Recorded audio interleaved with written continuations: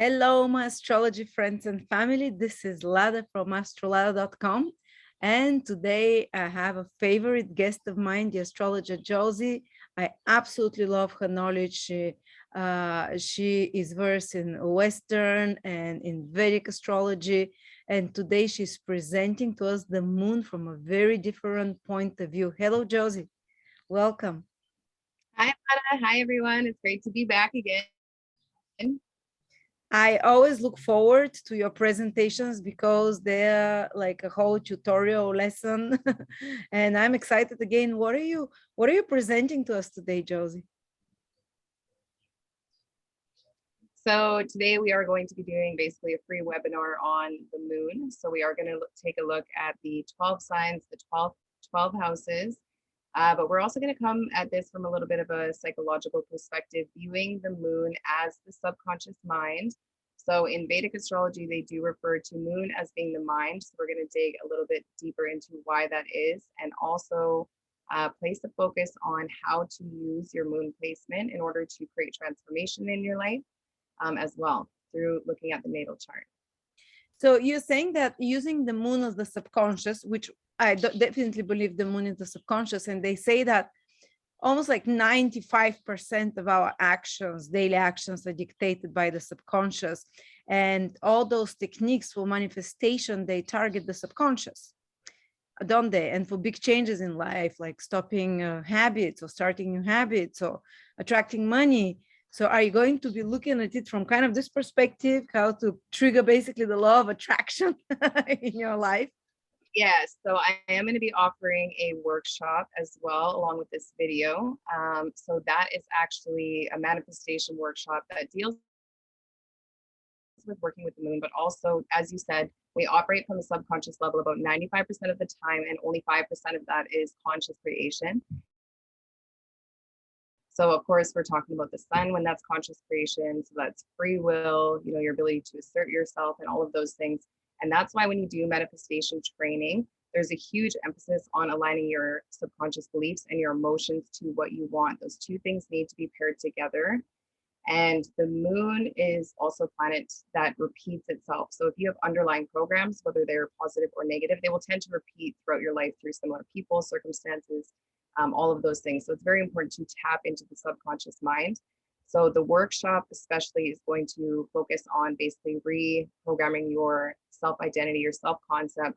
There's a lot in there about the law of assumption, the law of attraction, the law of detachment, and how to use those things in order to create what you want. But in this presentation for the moon will show what and who you're most sensitive to. So for example, you can use the moon with manifestation. So say you have moon in the third house, that means you're going to be very subjective to the written and spoken words. You can actually utilize things like affirmations, and those things you'll be able to assimilate them a lot easier. Or say moon in the seventh house with a partner or something like that, right? All right, I absolutely love that. So if people want to get your workshop, it's on PDF, it's equivalent of 6 months, 6 weeks work, and it's only $39. I'll put the link below, and you'll be also offering a reading about, which will be discounted for the next 2 weeks with this video that's coming out, reading about the moon in particular, yes? Yeah, so if somebody wants, because when we're looking at the 12 moon signs, it's going to be pretty general of the 12 signs, the 12 houses.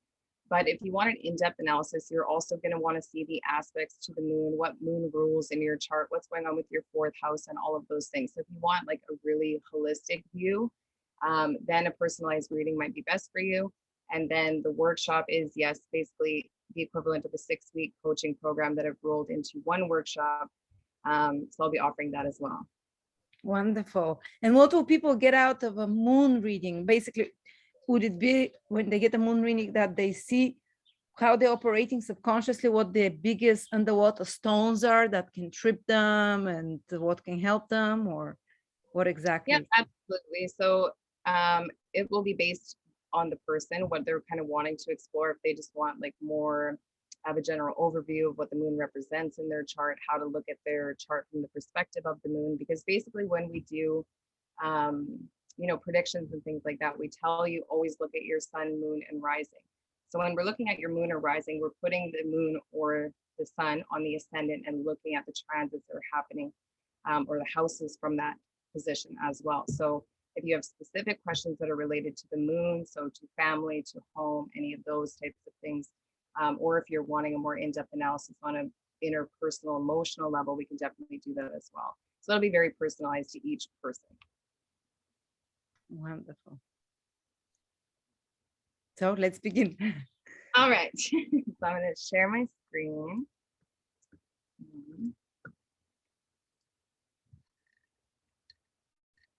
Can you see it? Perfect. Okay, awesome. Okay, so the first thing we're going to do, is we're going to take a look at some of the basics of the moon before we get into some of the deeper stuff. So we're going to cover the foundational meaning of the moon in astrology. We're going to look at the hidden potentials of the moon and a deeper understanding of her power. And then we're going to take a look at the influence of the house and sign position of the moon in the chart. So moon is a very complex and multidimensional planet and has expansive realms of meaning. So it has spiritual meanings, material meanings, psychological meanings, emotional, mental, practical, and tangible meanings as well. So the moon is the fastest moving planet. She takes only 2.5 days to transit each sign. And the moon has a cycle of 8 phases, and this cycle repeats every 29.5 days. And actually, you can use the phases of the moon to aid in manifestation. So each of the moon phases symbolizes something different, but basically, moon rules the cycles of life. And so you can really compare this to the metaphor of planting a seed and growing, a plant. But you can use the moon phases with your manifestation. And in the workshop, there is a bit of an emphasis on that. However, you don't have to manifest along with the moon cycles, but it is said to be incredibly powerful if you do. So the first moon phase is the new moon phase. So this is 0 degrees when sun and moon are together. So this is a time of new beginnings. This is a clean slate. If you think about it, the sun is our focus.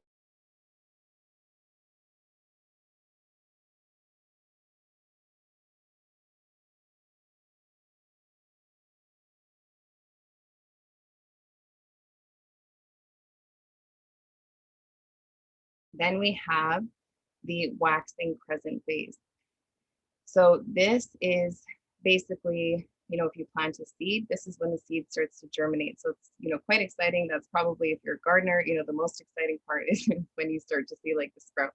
So this is a phase of initial planning and strategy. It can be a very, excitable time period, a lot of positive movement, and it's definitely a time to provide nourishment to your intentions and add some refinement.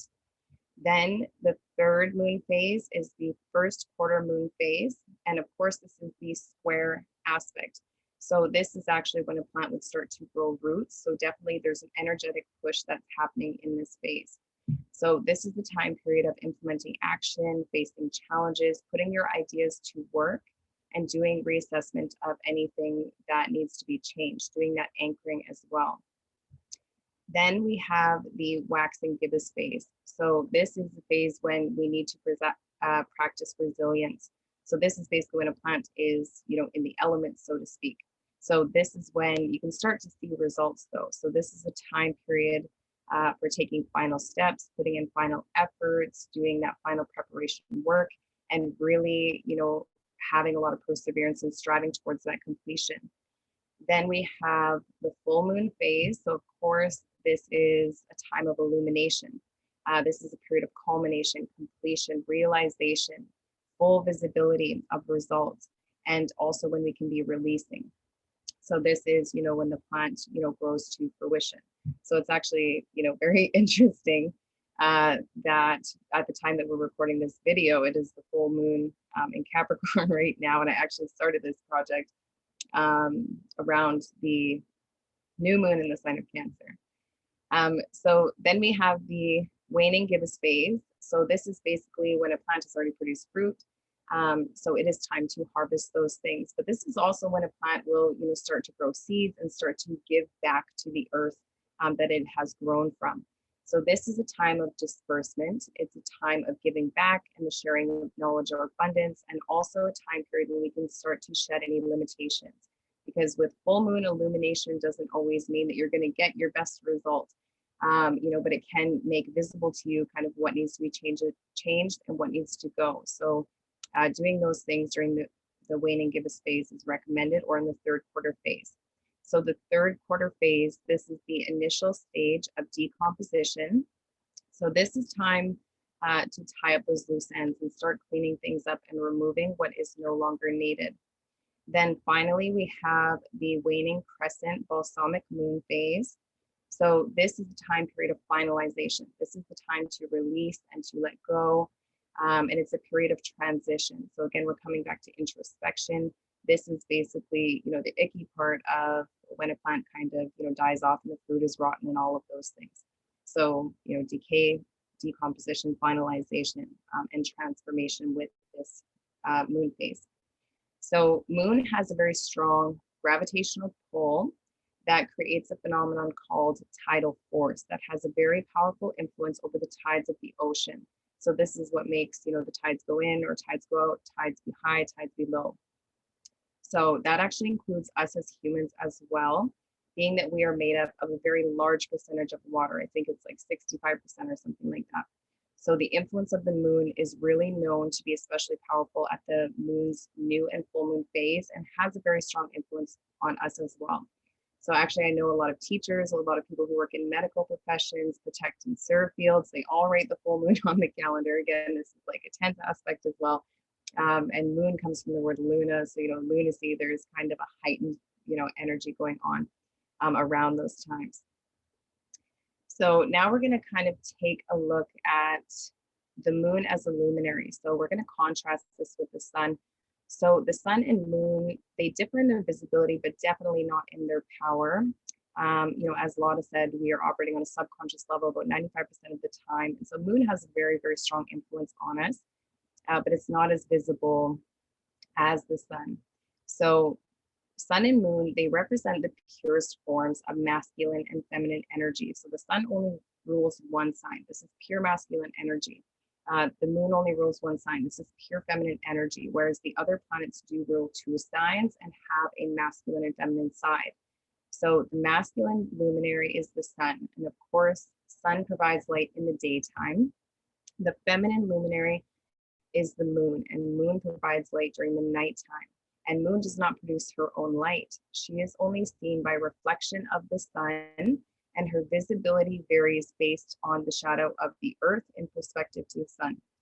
So that's actually quite an interesting, metaphor for us as humans as well.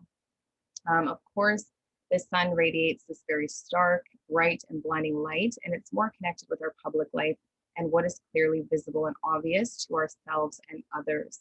So the sun has this very strong life force energy and the strong will to create. And due to these qualities, of course, sun is connected with free will, with our goals, with career, conscious creation. It's our creative mind. It shows what we consciously identify with, especially through personal action, through free will, and through self-assertion. So sun is very much an I am type of planet.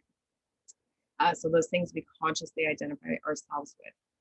In contrast, the moon provides a very soft illumination and is a projection of the sun's light. So she does not give clear and full visibility, even when she's at her brightest. It's a subtle illumination that happens. And her brightness varies from day to day. So therefore, moon rules over our private life. And it is connected with those things that are less visible to ourselves, as well as others. Okay, so moon then is the subconscious mind. It's our emotional body, and it rules our automatic responses, reactions, instincts, habits, behaviors, and intuitions. So moon rules, those gut feelings, but usually those come from some kind of past experience, as moon is, or the subconscious mind, is a storehouse of all of our past experiences, whether we, are consciously identifying with those or forming that connection or not. So the way moon speaks to us is through that gut feeling.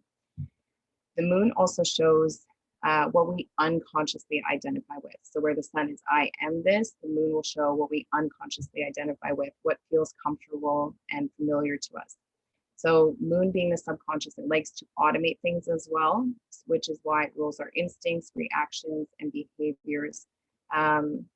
So by automate, I mean, a habit that is formed.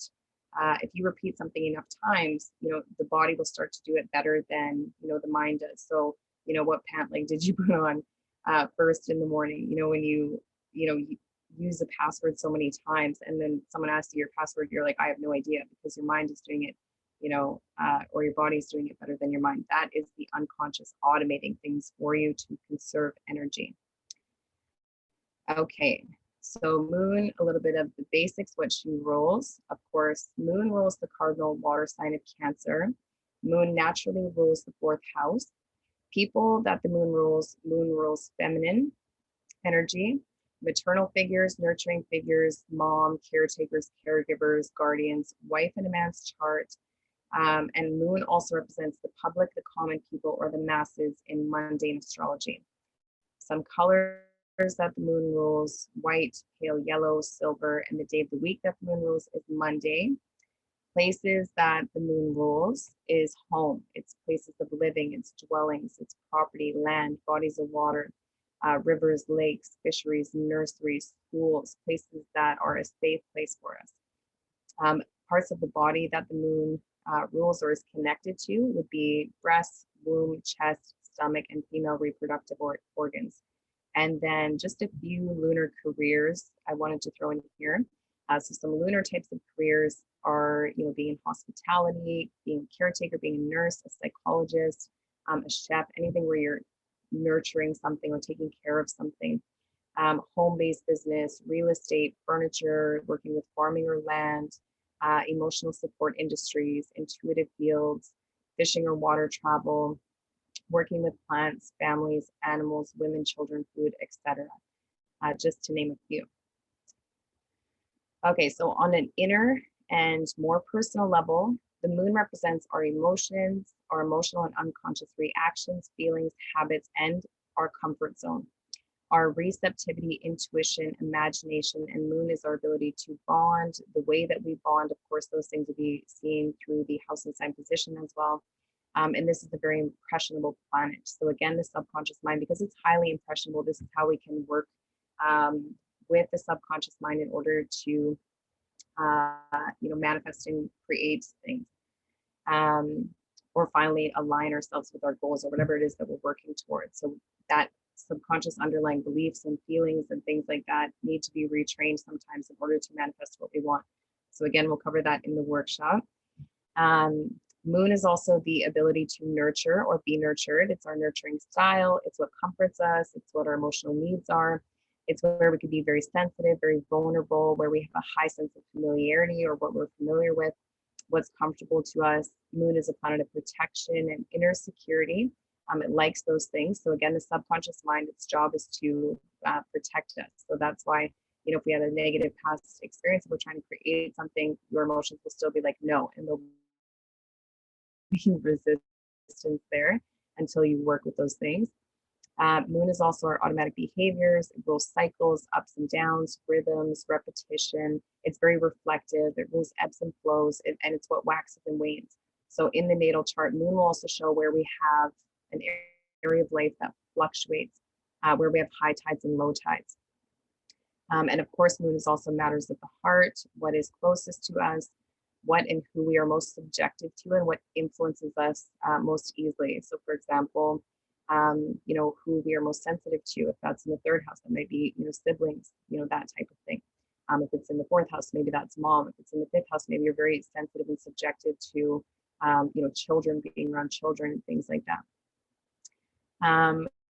So the sign and house position of the moon will give more specific details with how these qualities are expressed in the area of life they become most active in or connected to. Okay, moon as the mind and her hidden potential. So again, moon rules over our subconscious memory, and this is a very deep storehouse of all of our past personal experiences, as well as the experiences that have been projected onto us. So remember that the moon is always reflecting the sun's light, or that have been impressed on us from outside sources. So the especially powerful and deep-rooted ones are the ones that involve family. Of course, moon rules family. authority figures. Sun rules authority figures. So whether that's, doctors, they have a very strong influence over our subconscious mind, whether that's, father figures or whatever it is, boss figures, and those from early on, early childhood conditioning, environment, and programming before the conscious mind and ego and personality were fully developed. So we actually tend to act quite heavily from our moon placement, especially early on, and especially before the ages of 7 or 8. So this is the age when they say the conscious mind is more fully developed and we become more of our own independent personality. So, they say, so again, they say that the conscious mind and personality are fully developed around that age. So before that, when we're younger, the subconscious mind is kind of wide open and there isn't much conscious contemplation, differentiation, or consideration about what's going on around us. So, we don't have an experience when we're, say, like 5 and consciously say, oh, that means this. It's basically on an emotional level, this made me feel this way, and we associate meanings with it. So we have less free will and control at this age, especially with what goes on, with us in our environment. We very much rely on the people around us to take care of us and guide us and all of those things. So we're not like 5 years old being like, I'm going to get a job, I'm getting out of here. It doesn't work like that. So we become very subjective to our early environments, and our behaviors and emotions are not regulated or filtered through the ego, insecurity, or fears yet. So we basically act how, we feel. There isn't restraint. We're not saying, oh, I can't get upset because, I look ugly when I cry, or, there's no insecurity or fear, or that's why children are brutally honest and things like that. They don't have that. They're not consciously like, oh, I shouldn't say this because this person will be like this. So earlier on, we are very much unconscious environmental sponges for that first part of life. So this is how we communicate and learn initially, through our emotions, through mimicking those around us, through reflecting back what is projected onto us, by observing and feeling everything and everyone around us. And these things become very much a part of our personality through conditioning of our early environment, and by picking up on and translating those experiences and interactions going on and assimilating those into subconscious meanings, beliefs, reactions, and habits. So we make those meanings based on feeling, not through conscious contemplation. So again, this is why Vedic astrology refers to moon as the mind. And this is why when you go see therapists or psychologists and things like that, a lot of them will say, a 5-year-old is running your life, and they will go back into your childhood and pull up the roots of those underlying issues and help you through utilization of your imagination and a bunch of other techniques to kind of access those things. Because if you go inward, you can start to have memories of those things, and you can start to create a different story or create new beliefs. So as humans, we are always creating our reality through 2 minds. We are creating through the conscious mind and the unconscious mind. So the conscious mind is a creative mind that embodies our spirit. It has the ability and potential to focus on things and to create things, and it allows us to express who we are as a unique identity. Of course, this is the sun. The subconscious mind is not a creative mind. It is the background program that is constantly operating on an unconscious level, and it is a complex collection of our past experiences, learned or repeated behaviors, instinctual responses, emotions, habits, and memories stored deep in the subconscious mind, as well as in the emotional body of a person. And it is working for us every day by automation. So this becomes very significant to take note of when talking about the moon, because even though her power is less obvious than the sun, science actually says that we operate from the subconscious mind 95% of the time on any given day, and only 5% from the conscious mind.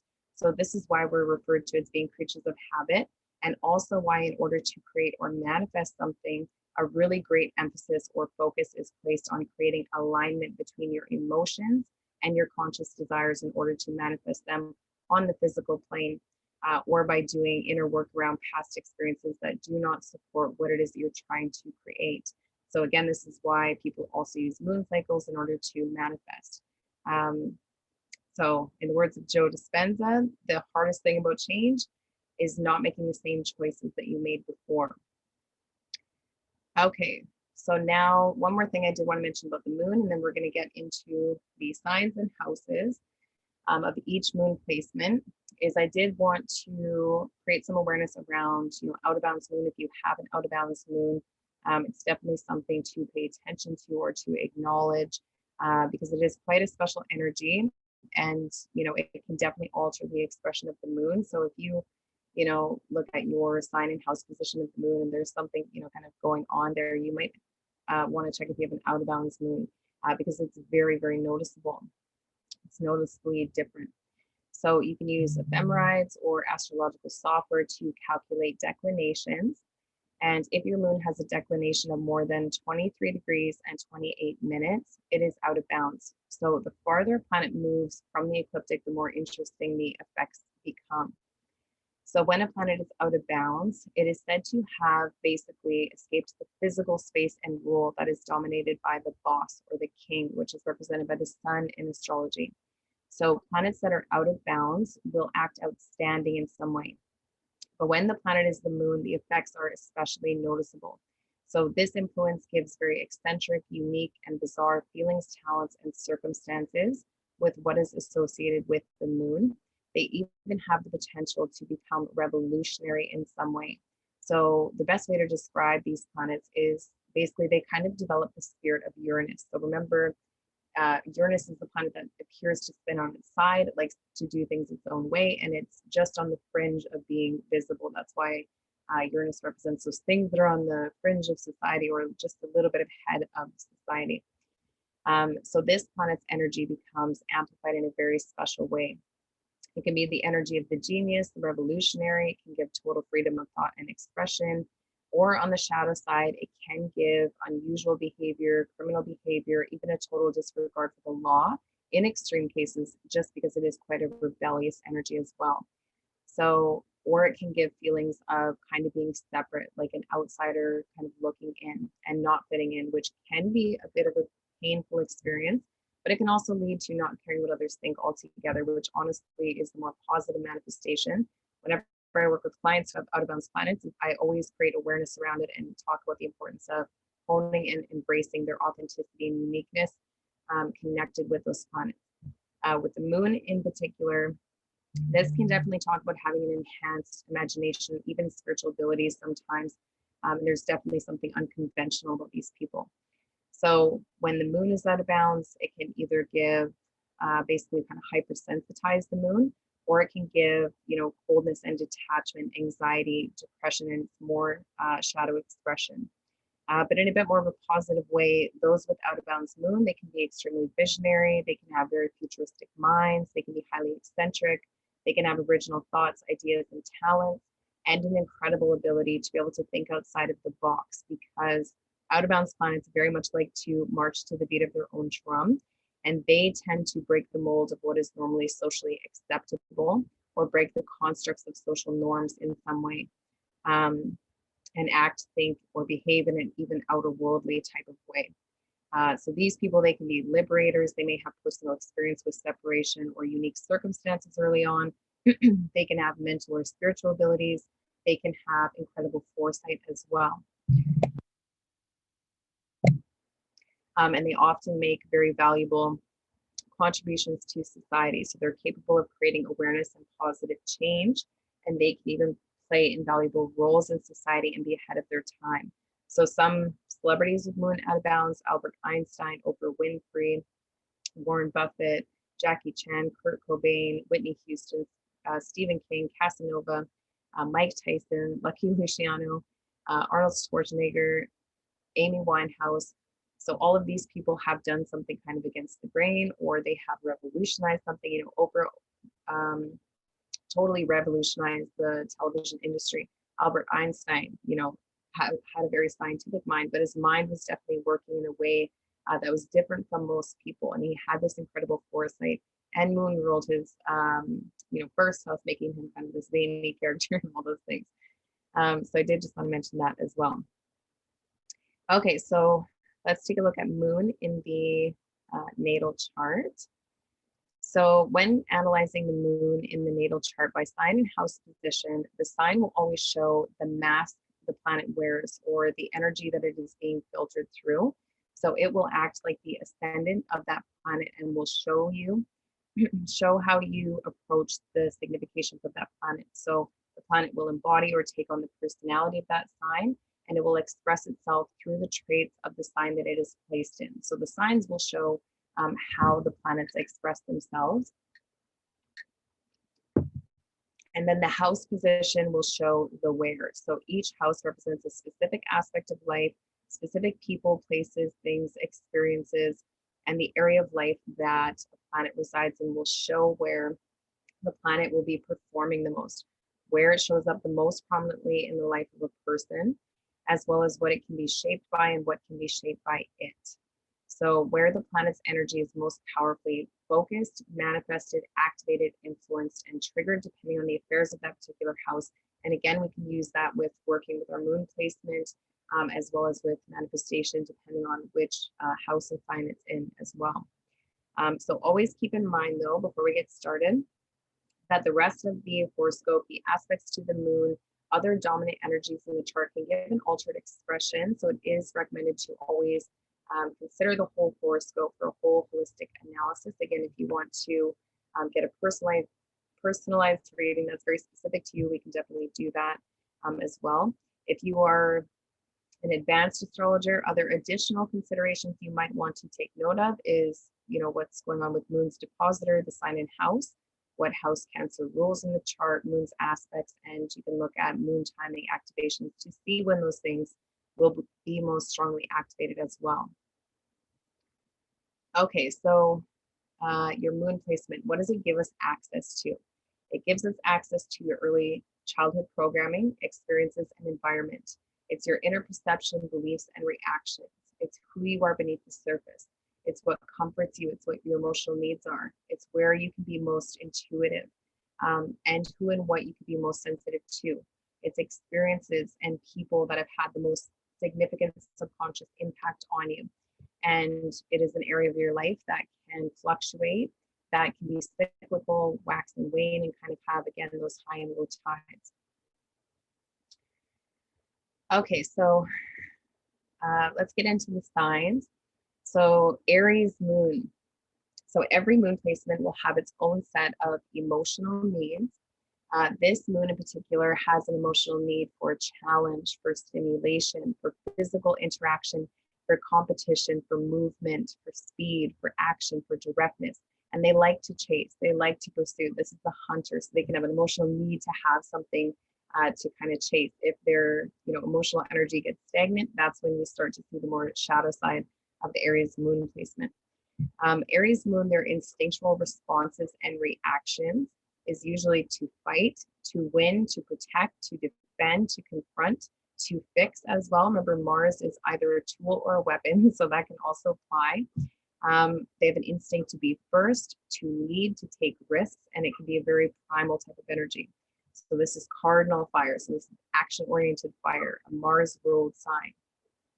So Aries moons, again, it's very action-oriented, very pioneering sign. So if you have an Aries moon, this means that your emotions can have a very direct impact on your ability to take action.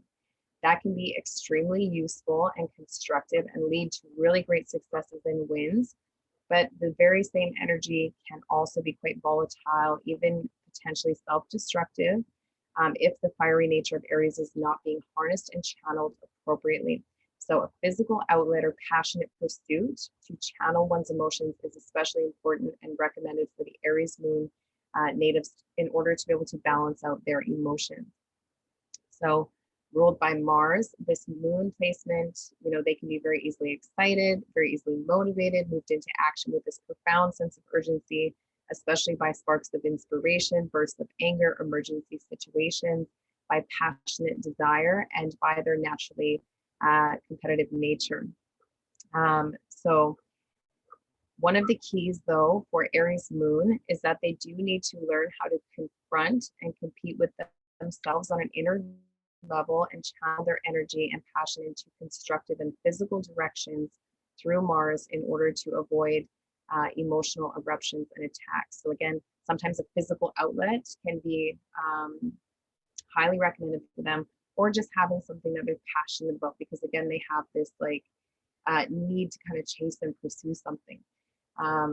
So Aries is the sign of the warrior, the athlete, the soldier, the fighter, the hero, the competitor.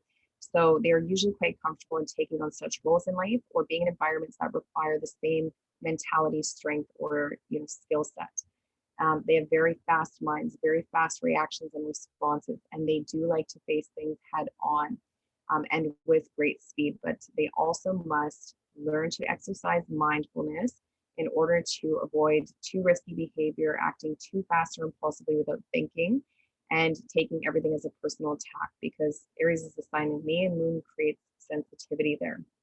Or again, if there's stagnant energy, they can start doing things just to get a reaction, or they can start acting out for attention and things like that. So they may, on a subconscious level, they might actually create conflict or battle around them to stimulate them if they're not doing that consciously, or they can be extremely reactive due to early conditioning or environment.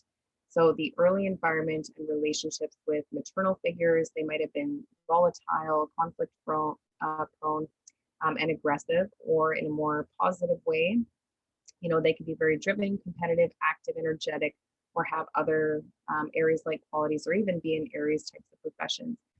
So for example, actually my stepson has moon in Aries, and when I say maternal figures, they might have been volatile and conflict prone. It doesn't always have to be this over dramatized version. But with my stepson, him and his mom butt heads quite a bit. They're both just very headstrong people. So there's a little bit of competition, with siblings and things like that. So I can talk about those things as well. And, he always needs to be kind of stimulated. So we just went on a family vacation and we had a boat there with this tube. And while he was doing that, he was having so much fun. But as soon as we were off the tube, he got depressed all day and just stared at the boat. Like that's what he wanted to do. So it's that type of energy where they always need to kind of be stimulated in some way, especially through physical movement and action. So there's a shadow side and a light side, of course, to any position. You can also consider the shadow and light sides of the Aries moon. Let's say if you have a hard aspect to the moon from Mars, you can consider some of the shadow qualities, or if you have a positive aspect from Mars, you can consider some of the light qualities. So the shadow side of this moon placement is it can give a bit of hypersensitivity. It can give extreme reactiveness or impulsivity. They can be known for their reckless behavior. They can be known for immaturity. Remember that Aries is the baby of the zodiac, so they know what they want and they want it now, and they're willing to kick and scream to get it, basically. They can be known also for, selfishness, violence, aggression. They can be quite childish, prone to angry outbursts. They could be uncompromising, abrasive, volatile, self-destructive, turbulent emotions and behaviors, impatient, and frustrated easily. So that's the more shadow side of this moon placement, or the more unevolved side. It doesn't mean that everyone with an Aries moon is going to have all of those. Okay, so on the more positive side, these people are very, very playful. They're very fun. They have a very youthful heart. They're very enthusiastic and passionate. They can be extremely motivating, energetic, emotionally honest, very innocent, have very fast minds, and be very brave, courageous, independent. They have natural leadership abilities as well. They can be quite fiery, quite bold, very excitable, very ambitious, very innovative, adaptable, inspiring, protective. And these people tend to have natural sex appeal as well. Again, this is ruled by Mars. So, Rihanna has this, Angelina Jolie has this, Russell Brand has this, Pink has this. So that's very much Aries moon type of energy. Okay, so if you have moon in the first house, we're going to go through the houses in a little bit less depth, just so we have time for everything. But moon in the first house, the house position of the moon will show an area of your life that fluctuates or has ups and downs, can grow and shrink.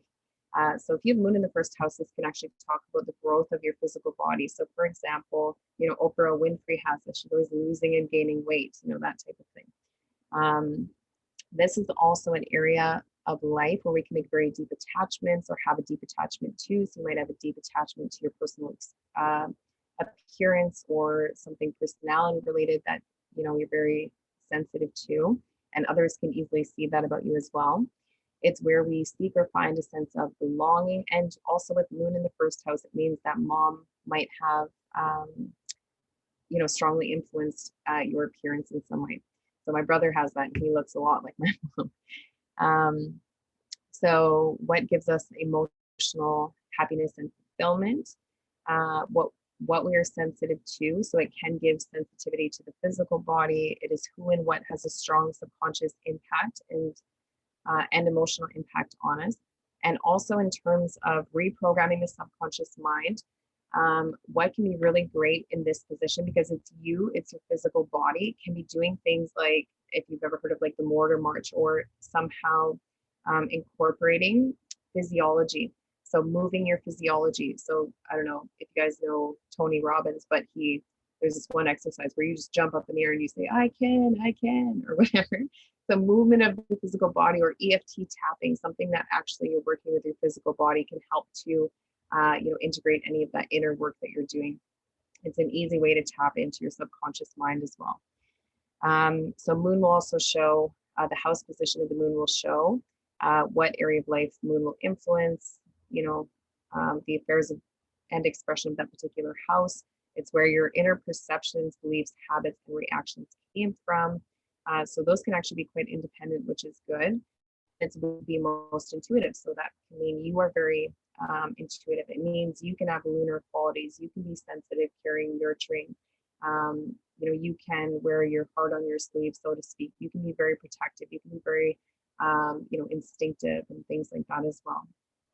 And this is also the house of new beginnings. You can very much create or take action through your emotions based on how you are feeling as well. So again, there's a connection between taking action and the emotions. This also can show that mom may have significantly influenced the life path, appearance, or personality if you have moon in the first house. And that doesn't always have to be in a positive way. That could be in a shadow way as well.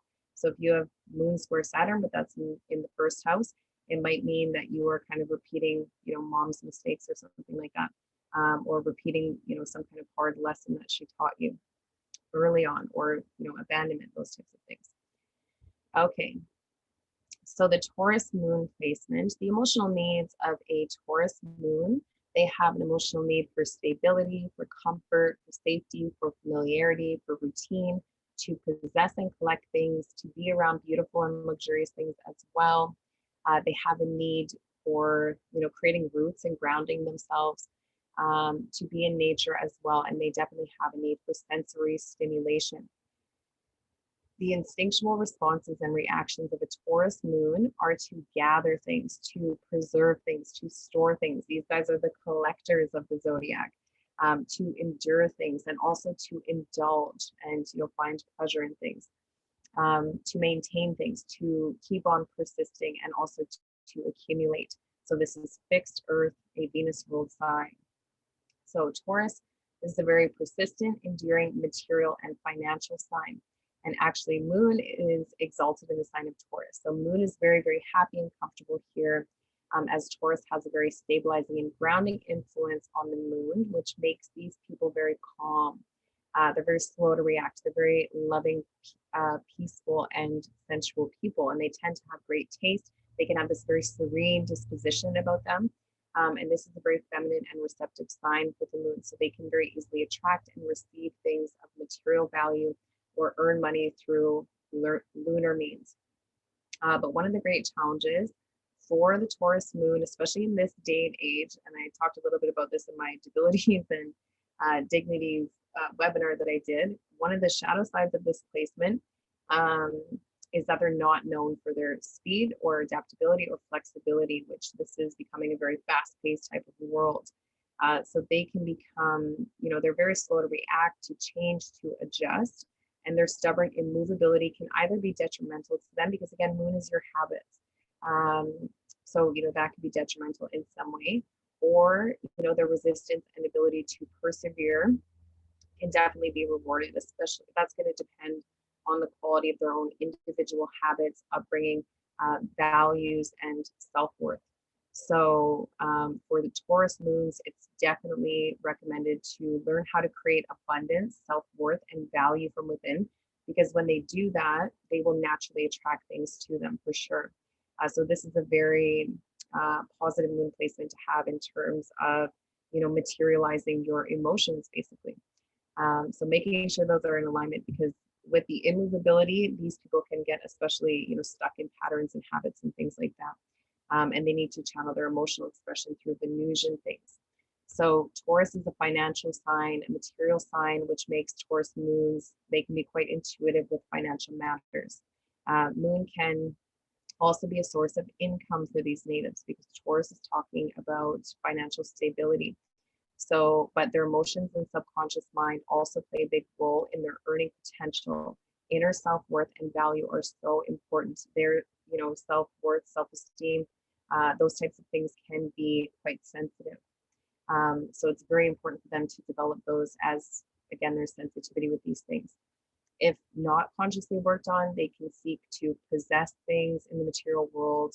They can seek to kind of hoard things or overindulge on the material plane due to some feeling of insufficiency, inner feelings of lack, or a damaged self-concept. So they will try to collect things from the material world when they should be working on, building that on an inner level as well, because that will actually attract things to them a lot easier. They may subconsciously recreate situations and environments that feel comfortable and familiar to them. Again, that can be in both a positive or negative way. So if you had difficult childhood or upbringing, things like that, you can definitely, because things feel comfortable and familiar, the subconscious mind doesn't differentiate, this is bad, this is good. So, okay, well, my mom had this shit relationship. And actually, my best friend has a Taurus moon, so I'm kind of using her as an example, but my mom always picked like these guys. She had issues in relationships, but in another way, as she grows older, that's still going to feel comfortable and familiar to her. So that's exactly who she can attract, unless she does that inner work around her own self-worth. Okay, so early environment and relationships with maternal figures may have a long-lasting influence on them, and they can have very Taurian qualities or professions and things like that as well. So for example, my best friend, her mom makes jewelry, she makes native clothing, working with tactile things, highly creative person, that type of thing. And she's very slow to change.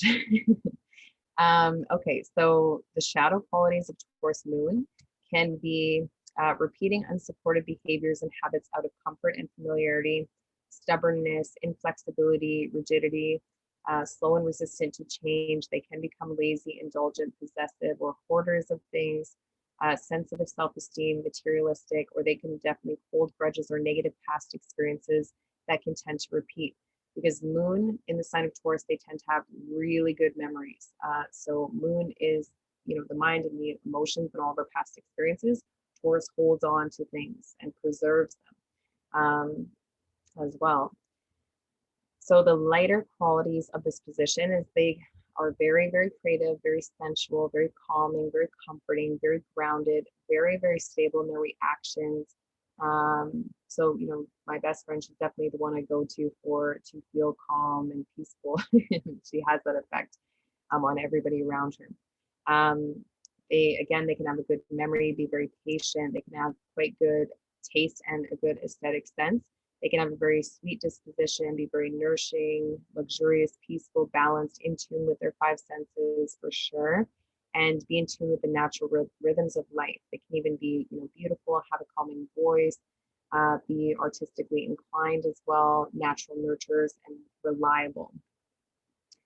Okay, so moon in the second house, a bit of a similar energy. It means that you can also, earn, you can spend, save, invest, and earn through the moon. So whether you are, an emotional spender, whether you are, earning through, again, those lunar types of fields. So working in a nurturing field, working with food, working with, even collections of some kind with that in the second house.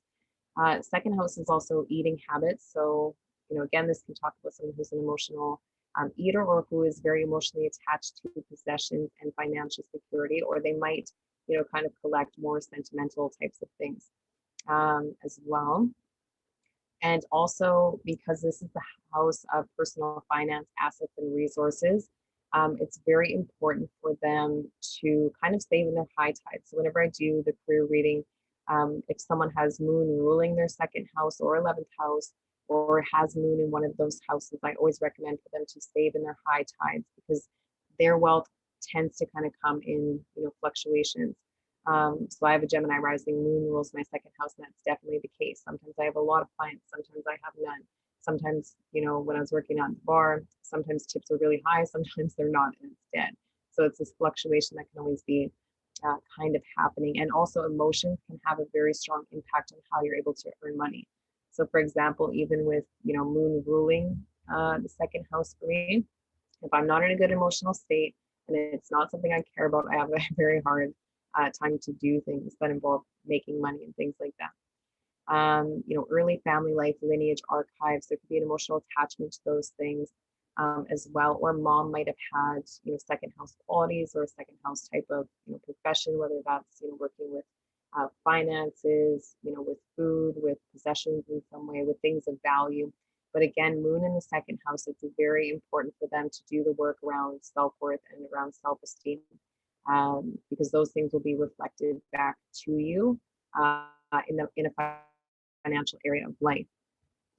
Okay, so Gemini moon, the emotional needs of a Gemini moon, they have an emotional need for change, for variety, for mental stimulation, for communication, to connect with others, for diversity. They need options, they need to be informed, they need to learn, they need to know, they need to keep themselves busy, they need to verbalize, they need to feel heard as well, and they need to play and laugh and touch. So this is the toddler of the zodiac.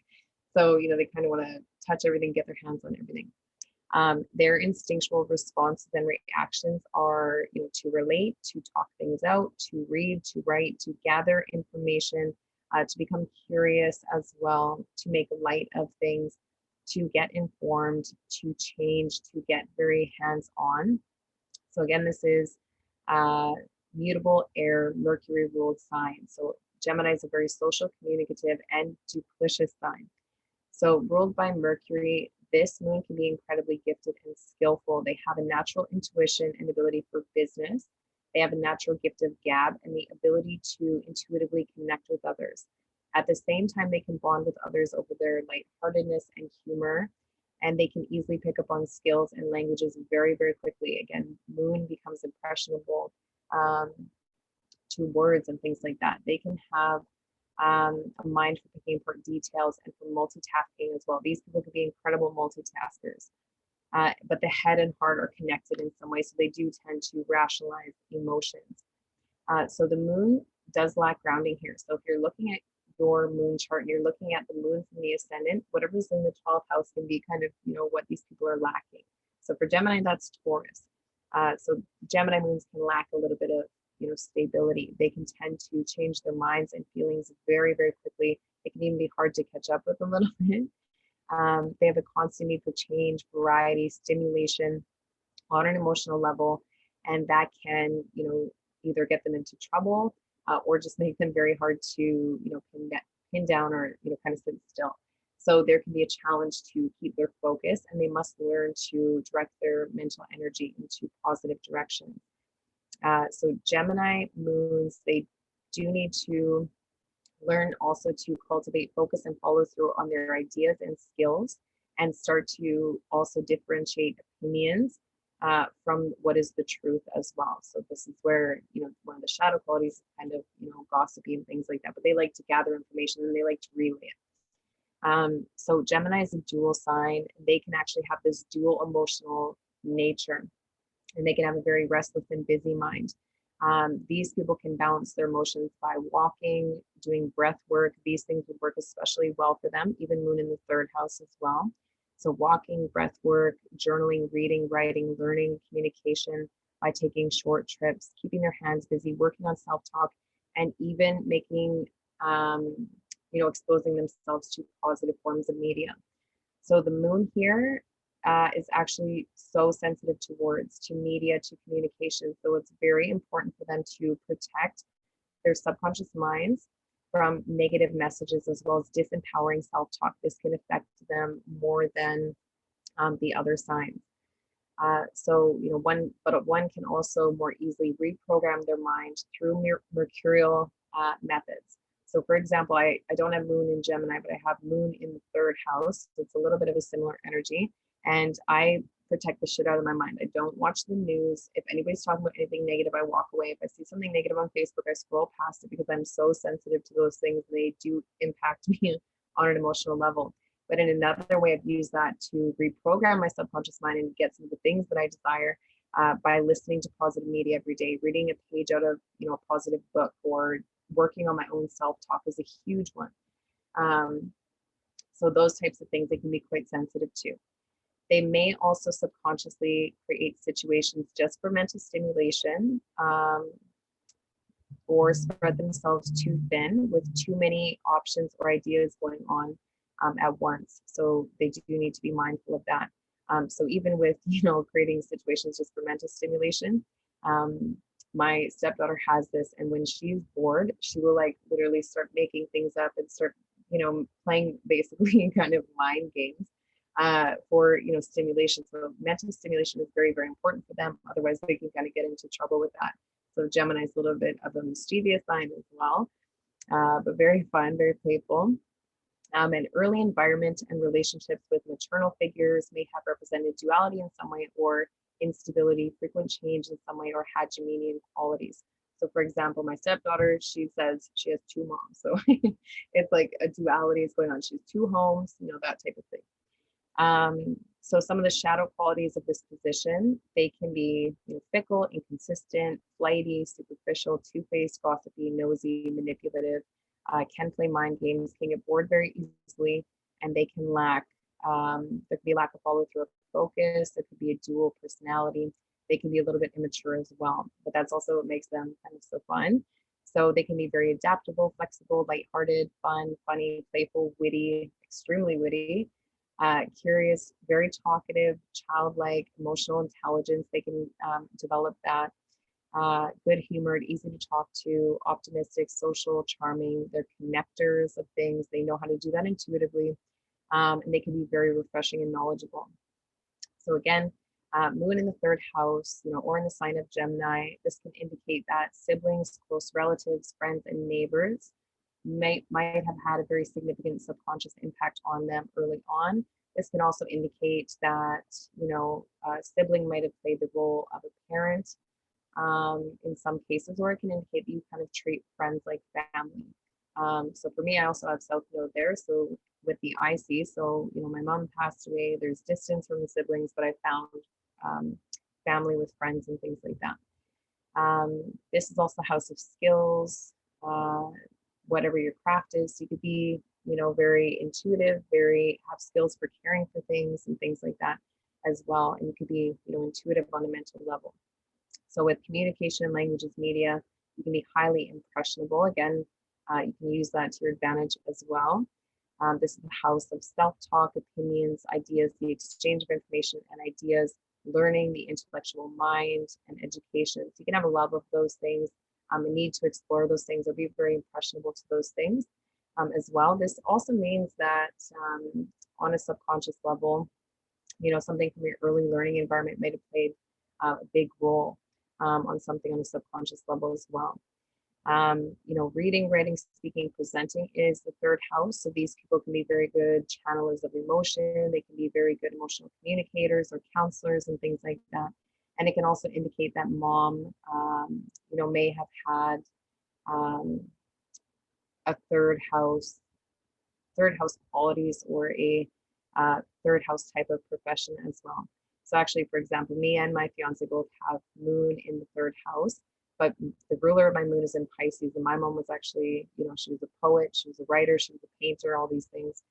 And my fiance, Steve, he works in water travel, so moon in the third house. But describing the mom, the ruler of his moon is in the sign of Virgo. So she was actually a administrator in a university, so college, and it's conjunct the ninth house lord. So interesting. That's how you start to use the rulers to kind of get more information. Okay. So, and self-talk. Third house self-talk, definitely very, very important for these people, and definitely a great tool to use if you want to reprogram the subconscious mind. And that is really highly emphasized in the workshop as well. It's extremely powerful, especially using things like the law of assumption.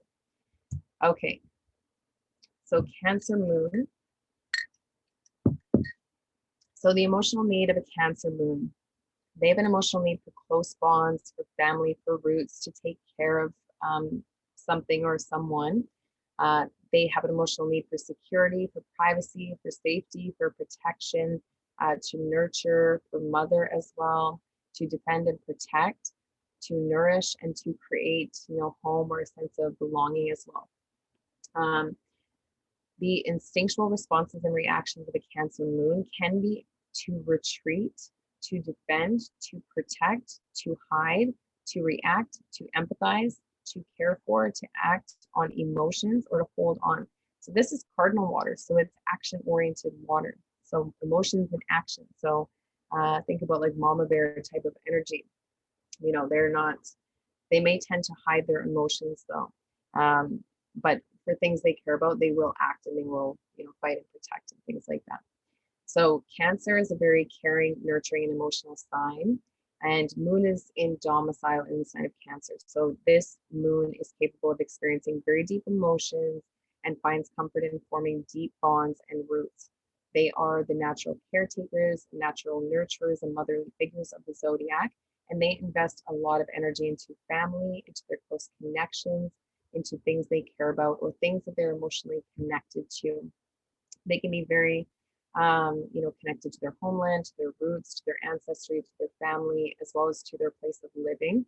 And all of these things that provide them with an inner sense of security. And they can be quite defensive if you threaten any of those things. They don't really play around. So Cancer moon natives, they can have a very strong desire to take care of and nurture what they care about, but they must also learn to take care of their own inner child and their own inner needs as well. So they can be very good at caring for others, but they have to be careful not to neglect themselves as well. So creating conscious awareness around situations and impressions from the childhood, and those impressed, especially by maternal figures, can be very important for them, as they can subconsciously recreate and repeat similar circumstances and scenarios. So Cancer moons must learn how to direct their emotions towards feeling safe and secure within themselves, and offering themselves the same level of love and care and nurturing that they give, to others. So, for example, my older brother has moon in the sign of Cancer in the first house, so he's very Cancerian. But for years, he took care of my dad. He took care of, my little brother. He never, complained about any of it, but he was like, his health was shit. Like he was like kind of crumbling apart himself, but always taking care of other people. So making sure there's balance with that as well. So Cancer is a very parental sign and can feel very comfortable in positions in life where they take on a motherly role. So whether that's through nursing, through feeding others, through cooking, through dealing with women, children, emotional matters, therapy, homemaking, protecting, guardianship, providing security. These are all Cancerian things. So the moon here is incredibly intuitive and sensitive, and they naturally pick up on and are in tune with subtle rhythms, flows, cues, feelings, and cycles. They have a natural sense of what others need and feel. They can intuitively pick up on those things. They have naturally good instinct and gut reaction, even if they can't always articulate where that feeling is coming from. But they may build subconscious walls in an effort to protect, secure, and defend their soft center, and cling to outer things for security as well. So even, for example, again, my brother, he put on a lot of weight, and I feel like that happened after my mom passed. So he created like this physical wall around his emotions, which is something that can happen. So early environment and relationships with maternal figures, they might have significantly shaped or impacted them, or they may have Cancerian qualities or professions themselves. So the shadow side of this moon placement can be moodiness, oversensitivity, emotionally distant or withdrawn, indirect. The crab is the animal that sidesteps. It doesn't face things head on. There can be a lack of objectivity. It can be hard for them to get out of their comfort zone or out of things that are very familiar to them. They can take everything to heart and they can have a very hard time, letting go. On the light side, they're very caring, nurturing, tenacious, protective, imaginative, intuitive, instinctual, compassionate, all of these things that we have talked about with the moon. Okay, or if you have moon in the 4th house. So this can show a very deep connection to place of living, homeland, or property. So you might even be, very natural guardian or very natural at taking care of others. With moon in the 4th house, or with the 4th house cusp as well, because I also have that moon at the 4th house cusp, their subconscious environment plays a huge role on their emotions. So they need to be very careful within their own home environment, that there is, that you're feeling safe and secure in your environment, but also removing, like doing energetic clearing, removing anything that's no longer, serving you. So if you have this big, teddy bear from your ex-boyfriend and you're keeping it kicking around your house, you have moon in the 4th house or with the IC, you might want to remove anything that triggers negative subconscious reactions or emotions, because even though you're not focusing on it every day, it's still in your subconscious environment. So they can be very sensitive to those things, or the state of your home can, very strongly impact your emotions as well. Okay, so this is the house of private life, home life. It's the least visible house. So you can have, this can kind of be your comfort zone. This can be someone who likes to, do domestic things and things like that. It means you can have very strong bonds to family, mom, roots, ancestry, history, or those things might have impacted you in a very significant way. And it's who we are beneath the surface, or what, or how we are with those closest to us. So they can see us as sensitive, caring, nurturing, and we definitely have an inner need for safety, security, protection, all of those things. Childhood, upbringing, early environment. This means there could have been some kind of fluctuation, some kind of ups and downs going on, even change of place of living. That's definitely been the case for me with moon with the IC. And how your family views you, or how you interact with them, so they can see you as very protective, nurturing, those types of things. Or mom might have had very 4th house qualities, or professions. So for example, my mom was like everybody's mom, is in the 3rd house. Interesting. Okay, so again, I'm just gonna go through the houses a little bit quicker than the signs, so we don't make this too long. Okay, so Leo moons.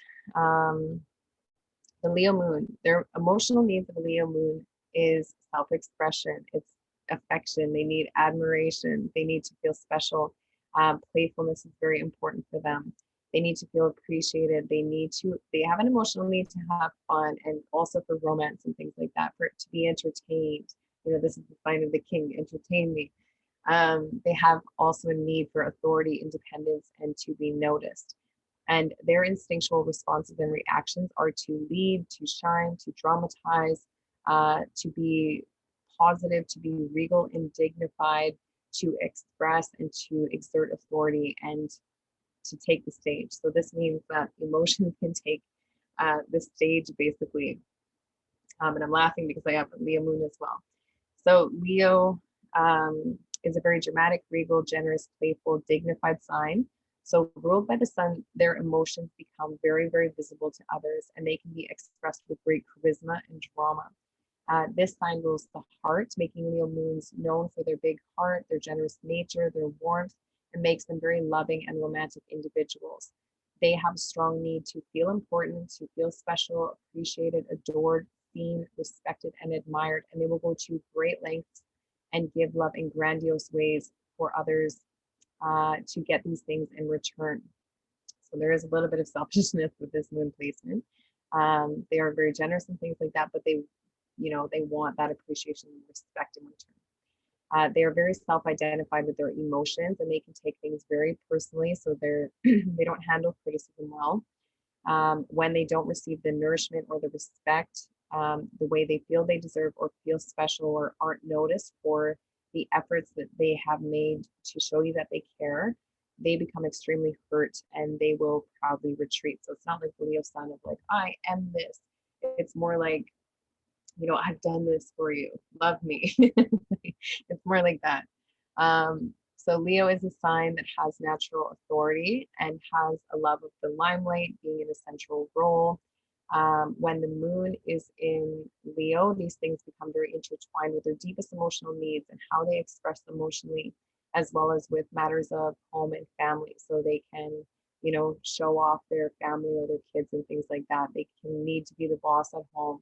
They might entertain a lot in their home. They might be very, glamorous or have like this bold emotional expression, those types of things.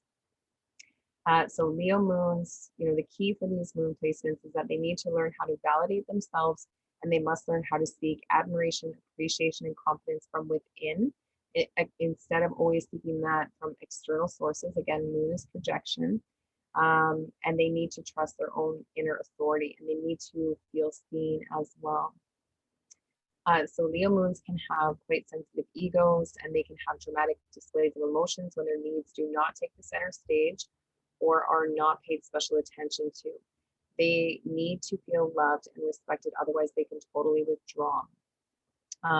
So Leo is a very gifted and talented sign, and they might even have a bit of a special ability to nurture and bring out the talents and confidence of others. Is something they can be very good at. They can also be very intuitively connected to children because they themselves are children at heart. And this position can also give a very brilliant and creative mind, but they might subconsciously seek attention. How they show their love through gestures, generosity, and efforts must be acknowledged and appreciated for them to feel safe and happy. Also, the parental roles of both mother and father become infused in some way and may have significantly shaped their habits, behaviors, reactions as well. Or they can develop these roles in similar relationships. So for example, when my mom passed away, then father had to become the mother. So that type of thing can happen, or it shows like very similar qualities between the parents, that type of thing. So the shadow side of Moon and Leo is they can be overly dramatic, have very sensitive egos, be self-serving or important, be very bossy, have issues with authority, can be overshadowing, self-centered, too proud. They're used to doing it on their own as well, so they can isolate themselves. And they can be kind of vain and dominant as well in more shadow expression. On the light side, they can be very expressive, very creative, very generous, independent.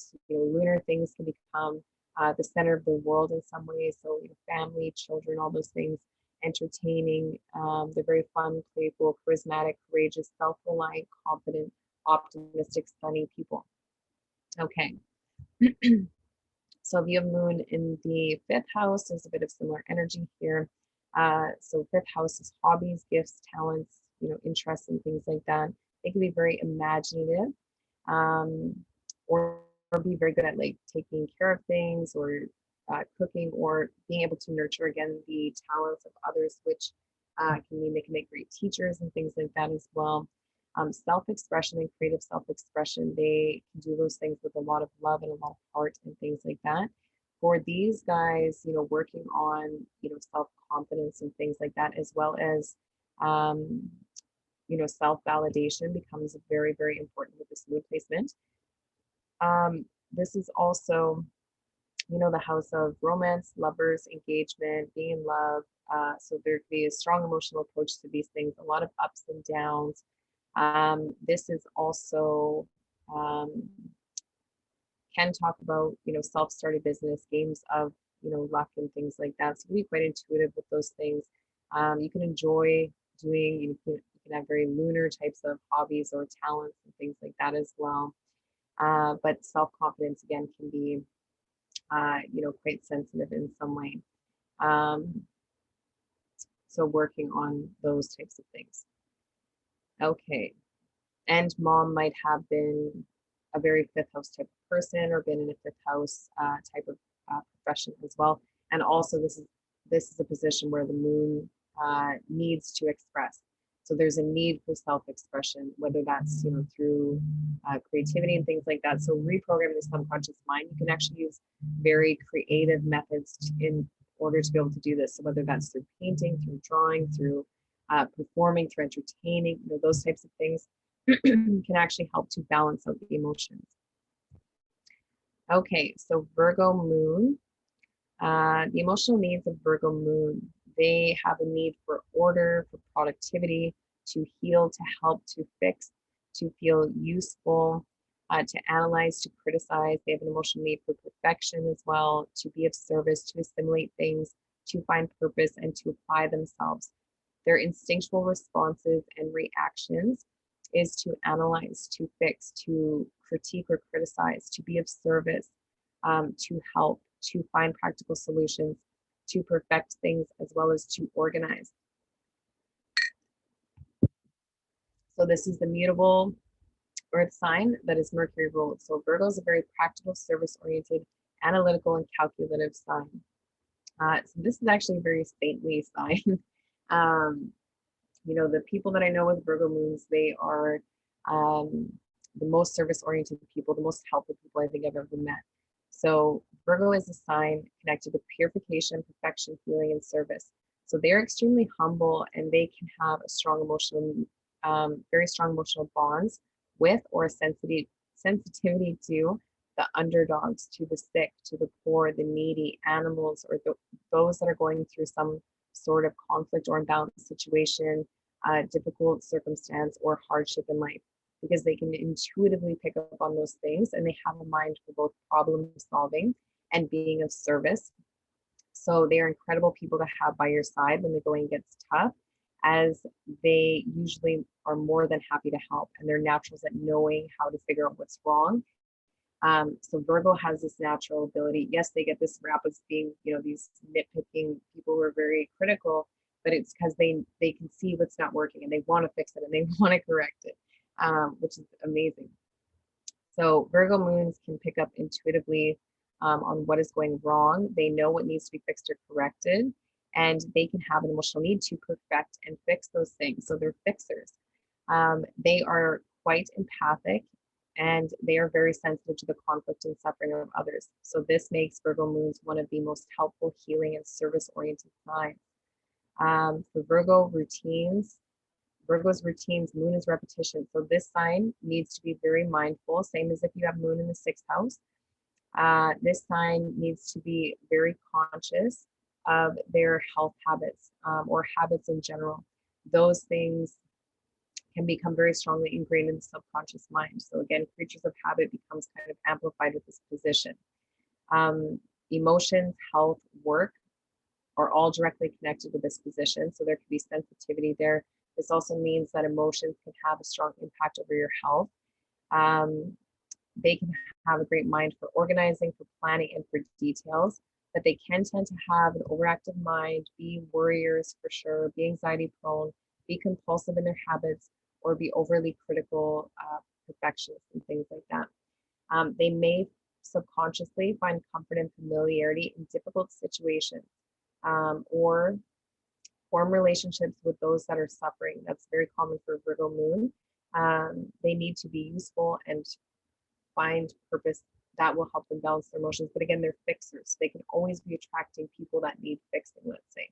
So say if, you know, in an early environment, if you grew up in a conflict or imbalanced situation, say your parents were alcoholics, maybe you don't drink yourself, but you always attract, you know, alcoholics or something like that, these people that need you. So early environment and relationships with maternal figures may have significantly shaped or impacted them, and their habits and routines, or they may, you know, have had very Virgo-like qualities and Virgo types of professions. So maybe they were in the medical field. You know, I know someone with moon in the 6th house, and you know, her mom is a cop, you know, that type of thing. Someone who's protecting or serving the weak or the sick or the ill, you know, all of those things. So the key here, Virgo moons must learn how to practice acceptance and to harness their gifts out of difficult situations, and to practice positive criticism with themselves, and get their attention to detail, to work for them versus against them, is the key with Virgo moons. So the shadow side of this moon placement is they can be overly critical. They can have an obsessive need for order. They can be quite anxious, perfectionist, very hard on themselves. They could be nitpickers, very responsive. sorry, these ones are positive ones in here. So on a positive side, responsible, reliable. Negative side, they could be addiction prone or too selfless, or too, serving to other people at their own expense. That can come in. So for example, my fiance's mom has this, and she is like the most amazing mom, the most amazing like grandparent I've ever seen. She's always just doing things for everybody, but she loves it. That's what makes her happy. So, and she's like, she adopts animals from the SPCA and nurses them back to health and things like that. So these are really lovely people. I love Virgo moons. But again, there can be like this over anxiety that is kind of going on, or this over inner criticism. And so paying attention to those things, and again, making that work for you versus against you, focusing on the positive details versus everything that's going wrong can really, shift things. Okay, on the light side, they're very humble, they're very helpful, practical, devoted, selfless, detail-oriented, emotionally connected to their work. They make sacrifices for things they care about. They're healers, empaths, and problem solvers. Okay, so similar energy, having moon in the 6th house. Of course, the sign will play a role as well. But habits, rituals, and routines, everyday activities, they do need a routine that is serving them, that's helpful for them and what it is that they're trying to create. And they might be very, very busy people as well. This can also indicate that, this is the house of employment, employees, co-workers, job, errands, duties. So, those places, they can feel very comfortable in those places. Work can feel like home. Workmates can be like family. They can have a love of work, or they can work in lunar types of industries that we mentioned previously. Health, hygiene, diet, exercise, nutrition, lifestyle. There's a sensitivity here. And again, emotions have a very strong influence. So it's very important to pay attention to the connection between emotions and health. And also, again, routines. These people, if basically the technique I would recommend for someone who had moon in the 6th house or moon in the sign of Virgo is build, even a 20-minute routine every day and do that every single day. Those things would really resonate with them. Okay, this is also lower levels of humanity. So the sick, poor, imbalanced, victims, animals, those that are going through conflict or imbalanced situations. So they're very sensitive to the suffering of others, and they need to make sure that they are, protecting their own energy as well, because they can actually get sick from that. And this can also indicate that mom may have had this should say 6th house qualities or profession. Okay. So Libra moon or moon in the 7th house. So emotional needs for these people, they have an emotional need for relationships, for partnerships, for fairness, balance, equality, peace, aesthetic beauty, togetherness, to see both sides. They can have an emotional need for elegance or refinement, or for things to look good, for equal consideration, and also for status.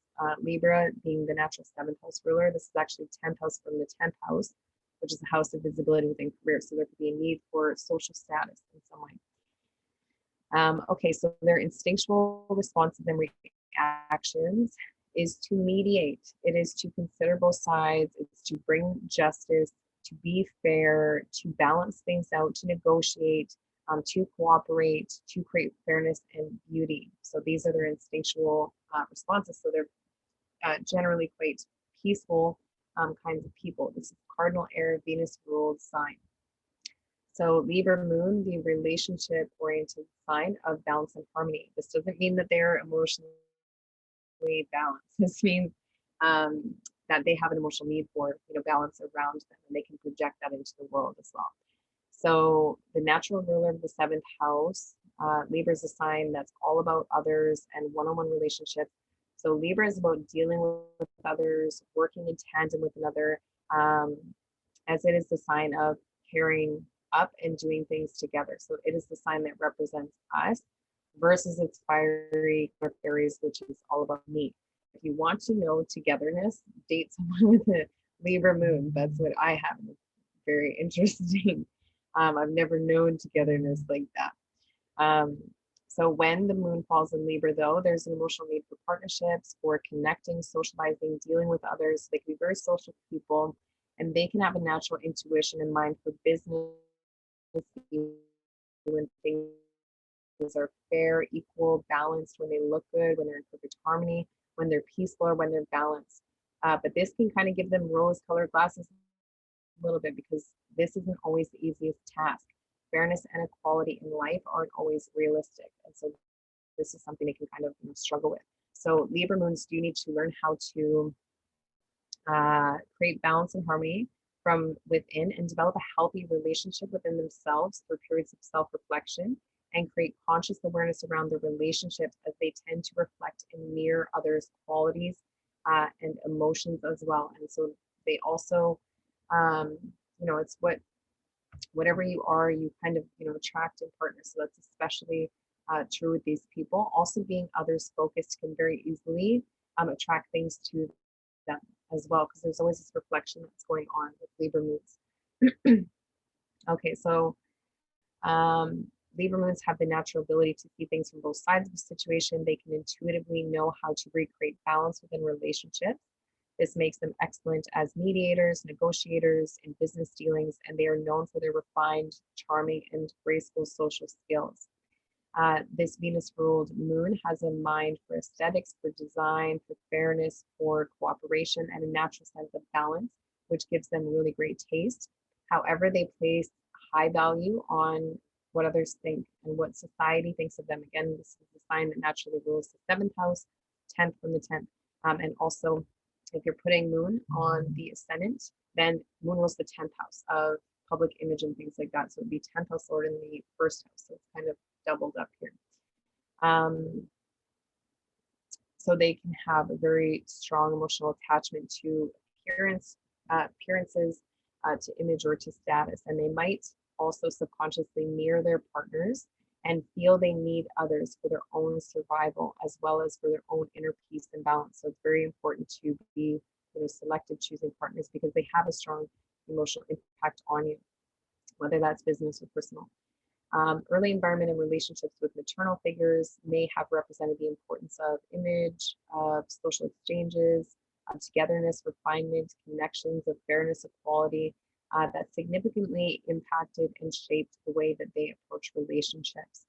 The shadow side of this placement is they can be codependent, they can have unrealistic expectations of others, be quite indecisive, hard to make up their minds. They can be people pleasers, superficial, lazy, materialistic. They can care way too much about what other people think, and they can lack autonomy. So they can be very reliant on others. The positive side of this moon placement is they have this sense of refined beauty, elegance, charm, social grace, popularity. They're trendsetters. They can be, emotionally connected to things involving politics and things like that as well. Things that need rebalancing. They can be very, involved. They can be very fair. They can have a harmonizing influence, be very relatable, diplomatic. There's a sophistication about them. They're more than willing to compromise and cooperate with you as well. Okay, so moon in the 7th house, a little bit of a similar energy. So moon in the 7th house, again, this gives an emotional need for relationships, for partners. It also means that partner, though, can have very lunar qualities. So maybe they're, a nurse. Maybe you look for kind of a mothering type of personality within, relationships and things like that. And this also means that family or mom might play a significant role on the kind of partners that you are choosing, whether that's in a positive or negative way. Contracts, agreements, negotiations, open dealings is the 7th house. This is also a house of projected or disowned qualities. It's our unconscious shadow. So these people do need to create awareness around projecting emotional needs onto the partner, is one thing that can happen. And because this is the house of others, when working with, the subconscious mind and things like that, it can be very good to kind of partner up with somebody and, do these exercises together as well. Okay. And types as well that are nurturing, emotional. Just be aware of, again, projecting all your unmet emotional disowned needs onto the partner. That is one thing that can happen. And again, mom may have been in a seventh house profession, or be a seventh house type of personality as well, or have those types of qualities. Very social and business oriented house as well. So you can be naturally intuitive with those things. But again, also ups and downs can kind of happen here. We can be very sensitive to what other people think about us. There could be this kind of fluctuation within relationships or changeability that kind of happens also. Okay. So moon in the sign of Scorpio. So moon in the sign of Scorpio, the emotional needs of this moon placement. And yes, this is where the moon is debilitated. But this position has a lot of really emotional needs are intense bonding. They need to penetrate. They need have this need for deep intimacy. They need to control things. Again, there's this need for intensity. They need to find the deeper meaning. They have a need to get to the bottom of things and to possess and to observe and to be in power in some way, shape, or form, or to discover the truth. They have a need for transformation, even if they're subconsciously creating it. They have a need for privacy. They have a need for secrecy. Their instinctual responses and reactions are to form a strategy, to invade, to dominate, to survive, to dig and research, to control, to detect, to possess, to bury, and to protect and attack. That's their instinctual responses and reactions. So this is a very deep, intense, mysterious, transformative, and powerful sign. So this moon has some of the strongest survival instincts of all the zodiac signs.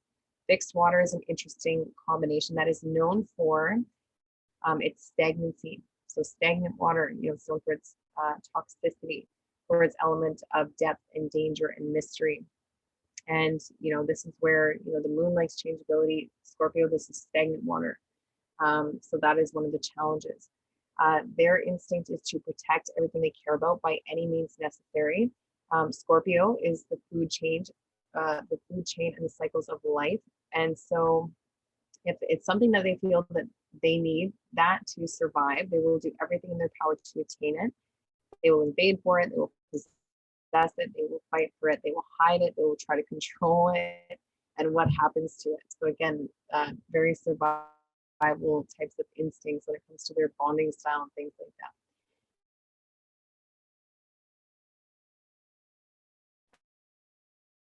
They have very, very deep and penetrating intuition. Okay. And then because moon rules the emotions, our closest bonds, our family, our maternal figures, and what we need to care, what we need and care about most, and our childhood upbringing and early conditioning, this can be known as being kind of a turbulent and intense position for the moon. And so one might experience extreme highs and lows and profound transformations with all of these matters within life. So Scorpio moons, for internal work, they do need to learn how to transcend, forgive, purge, and release any emotional pain and resentment. And again, find gifts out of difficult experiences and harness them and use them because these people are very powerful manifestors. So they need to kind of create conscious awareness around those things, because otherwise unconsciously they can be kind of, really powerfully creating things there. So by taking their power back from anything that's ever taken their power away, and channeling their intensity, their passion, their obsession, and their extreme focus into things consciously, they become some of the most incredible alchemists of reality. On the shadow side, these people can be quite invasive or known as too intense, secretive, vengeful, possessive, jealous, controlling, complex, determined, manipulative, fear-based instincts, obsessive, crisis-prone, extreme highs and lows of emotions, a lot of hidden emotions, very protective, and can be a little bit self-destructive and have patterns of those things. In a light form, though, if you can master your emotions, you can become extremely magnetic, regenerative, powerful, willful, fearless, inner strength, very courageous, very intimate, passionate, observant, focused, intuitive, hypnotic, intoxicating, deep, healing, transformative, all of those things. So if you can focus on anything with obsessive focus and desire, you will create that thing so powerfully. And Scorpio moons already have a natural ability to do that. So it's about putting that energy in the right places. So Scorpio moon is a very powerful placement that gives natives penetrating intuition, psychic and healing potential, access to secrets and hidden undercurrents and knowledge, and a hypnotic subtle magnetism. However, they may be deeply impacted by past traumas they hold or become paranoid or fearful. So they tend to hide, bury, and try to practice a lot of emotional control as well. So they do need to work with that because, again, emotions don't like stagnancy, they become toxic. So they have a mind for deeper meaning, investigation, getting to the bottom of things, and they feel in very black and white terms. So people can either find them very intimidating or they can be very drawn to them energetically through their magnetic force. And very intense bonding is, what suits this sign. And they will expose all vulnerabilities to feel safe. So they'll expose all your vulnerabilities in order to feel safe. Yeah. So they may subconsciously create crisis in their lives as well as a way to strategically probe and test others emotionally to feel safe and secure. That's something they can do. And early environment and relationships with maternal figures may have been prone to power struggles, intense ups and downs, or a deep bond might have shaped and impacted them, especially on a psychological level. So they can also have very, scorpionic qualities. So for example, my fiance's got Pluto moon conjunction and stellium sign in Scorpio. So I was just kind of laughing. This very much sounds like him. And they can be very protective of their home, of their family, anything they care about. They will go to great lengths to protect them. Okay. So moon in the 8th house, a little bit of similar energy, not as intense as the Scorpio personality, but the 8th house in astrology still represents secrets, hidden things, buried things, taboos in the occult. So you can have natural abilities and intuitions with these things. You can have a mind for deep research, deep investigation, getting to the bottom of things. You can be very emotionally receptive to working with shamans, with energy healers, with magic, with the occult. Again, these are kind of the alchemists of the zodiac, so nothing is off limits here. Through doing your own subconscious investigation, through doing therapy, psychology, those types of things can be very good for the reprogramming of the subconscious mind. Even things like sexual healing can happen with this position. And this is also the house of death, rebirth, crisis, transformations, upheavals, reversals. So this can show mom might have went through a lot of ups and downs of her life or your relationship with her. And there can be subconscious patterns connected there. Or this can even just indicate a lot of change of place of living and things like that. House of sex, intimacy, pregnancy, surgery, emergencies. You can have, a need for sex and intimacy, or you can be very emotionally connected to people in crisis situations as well. So these people can make amazing psychologists, healers, occultists, things like that as well. Okay, and then mom may have very 8th house types of qualities, or profession where a lot of 8th house experiences around a relationship with her as well. Okay, so Sagittarius moon, the emotional needs of a Sagittarius moon. They have an emotional need for freedom, to roam, to explore new horizons, emotional need for adventure, to broaden the mind, to cultivate faith, to find higher meaning, to find thrill in life, inspiration, to have personal experience as well. They have an emotional need for change of environment for sure. They have an emotional need to expand and practice openness as well. Their instinctual responses and reactions are to explore, to act on faith and belief, to be optimistic, to think big, to find higher meaning and perspective, to move. And it's a very risk-taking sign as well. They're usually down for quite a lot. So Sagittarius moon is a very buoyant, optimistic, larger-than-life philosophical sign. And this is the sign of truth, freedom, exploration, travel, finding higher meaning and purpose. So the moon in Sagittarius emotionally needs to feel and be exposed to these things in order for them to create balance, whether it's through education, travel, spirituality, religion, through cultural experiences, through spending time in nature, through finding their own higher truth and purpose. And they intuitively seek new thrills and opportunities and are very comfortable with changes of people, environment, and scenery. So these are like the wild childs, the wanderers, the gypsies, and things like that. So these people tend to have this natural sense of inner abundance and a larger than life positive disposition. However, this Jupiter ruled moon needs to be aware of doing things in excess, especially habitually. So if they become uninspired, if they lose their sense of purpose or meaning, or become too tied down, too restricted, they can actually fall into deep depression. And their natural uplifting spirit makes them also very natural at inspiring and guiding others. So one thing though with Sagittarius moons, the key here is that they must learn to remain teachable, because Sagittarius is all about seeing things from a higher perspective, but it's also always, looking down. So it's very good at seeing the big picture from up here, but they need to learn to look at themselves as well from a higher perspective, remain teachable, and become the conscious observer of their own beliefs, because beliefs become very intertwined with who they are. And so taking a look at your dominant belief system, what are your dominant beliefs? What are the beliefs you learned from childhood? Which ones are yours? Which ones are you still resonating with? Doing that deep work around those things. Because you can be very easily influenced by things you believe to be true versus, fact. This is the axis of Sagittarius and Gemini, fact versus belief. So both of those signs need to work for balance between those. Sagittarius moon has the natural ability to see things from the bigger picture, higher perspective, and believing in something bigger and greater than themselves, and finding that higher connection, purpose, and meaning. And through expanding their horizons, through experience, knowledge, and connection, balances out their minds and emotions. They have a strong emotional attachment to their beliefs, to religion, spirituality, nature, teachers, gurus, coaches, guides, mentors. So that's something else I wanted to mention. If you have moon in the ninth house or moon in the sign of Sagittarius working with a coach, you can be especially impressionable to those things. So for example, I think Michael Jordan is the one that has this.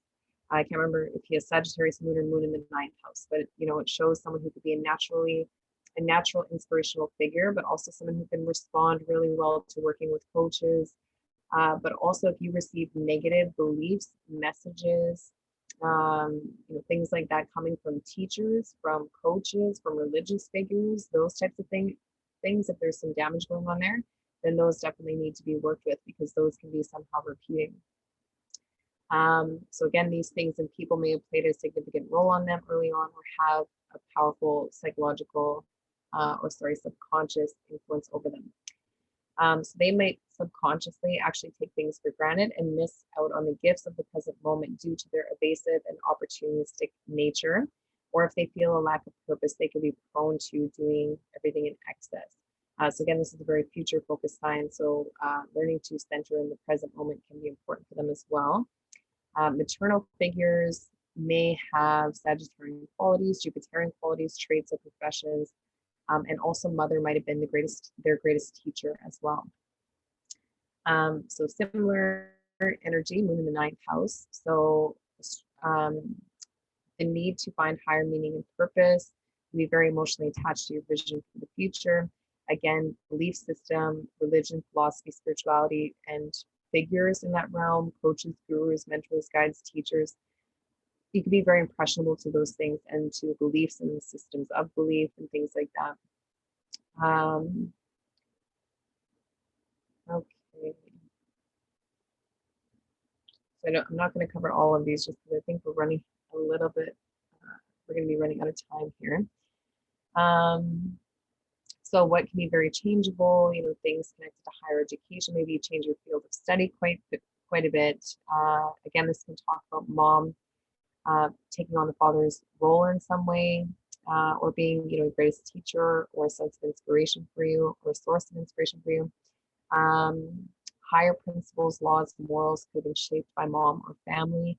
There's, a need for a connection to something bigger and higher than yourself as well.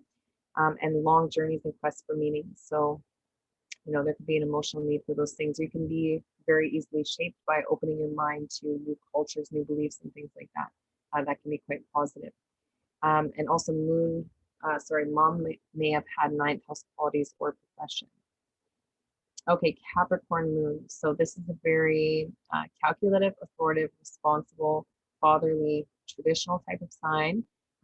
This is where the moon is, in fall, but they have emotional needs that are very different basically than the nature of the moon. They're in the opposing sign. It's in the sign of exile. So their emotional needs, they have emotional needs for discipline, for organization, for structure, for stability, for accomplishment, for status, for routine, for solitude and isolation as well. They have an emotional need to be in control and also to be dutiful and responsible. Their instinctual response to them reactions is to take things serious. It's to exceed expectations. It's to achieve. It's to take on responsibility. It's to utilize, to preserve, to put in work and effort. So Capricorn, again, this is where the moon is considered to be in exile, which means basically just that the moon is acting, responding, and feeling in a way that is very alien to its natural significations. It is in the opposite sign to the sign it naturally rules. This does not mean that Capricorn moons are not emotional beings, not at all. However, they're going to be expressing their emotions in a way that others can find difficult to understand, or that can be a little bit hard to relate to, which can make bonding a little bit more challenging for them, especially early on. So to form bonds and so this difficulty with forming bonds can lead to deep feelings of loneliness or isolation, or feeling deeply misunderstood, or like they need to do things on their own and achieve great things in order to receive love. So they can try to control their emotions and build walls around them to show no sign of weakness or vulnerability. Because of this, they can appear emotionally dry, cold, or distant. That doesn't mean that these people have no emotions or that they're not emotional beings. A lot of Capricorn moon people that I know are highly emotional, but good luck getting there. Okay, so they have a natural mind for structure, leadership, and may have been conditioned towards hard work because they are much more doers than feelers. They can actually use this to reach high pinnacles of success and achievement, as emotions don't affect their ability to take action as much as other signs. So they're often very mature, efficient, and natural leaders and managers. However, they do need to learn how to navigate their hard work ethic onto an internal level as well, and put effort into resolving any inner feelings of insecurity, guilt, or feelings of lack and limitation as well.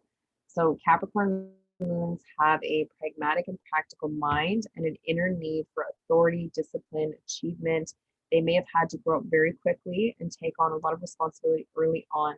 And this may be how they received love, which can make them, uncomfortable or feel guilty asking for help later in life.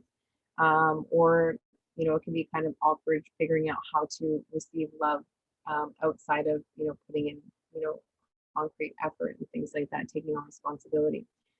They can have an emotional need for solitude, for isolation, because they might have had to self-soothe a lot as a child, or, in a more positive way, this can just mean coming from a professional family, coming from a family of government workers. It doesn't always have to be that extreme.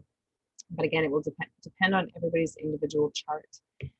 So Capricorn is a Saturn-ruled sign, and so the position of the moon can indicate that the native can have, because it's their subconscious mind. So these people can have frozen, stuck, blocked, repressed,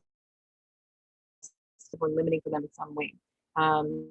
So Capricorn moons are very ambitious. They have a natural ability to be comfortable in authoritative roles and are good at providing emotional security to others, actually, through practicality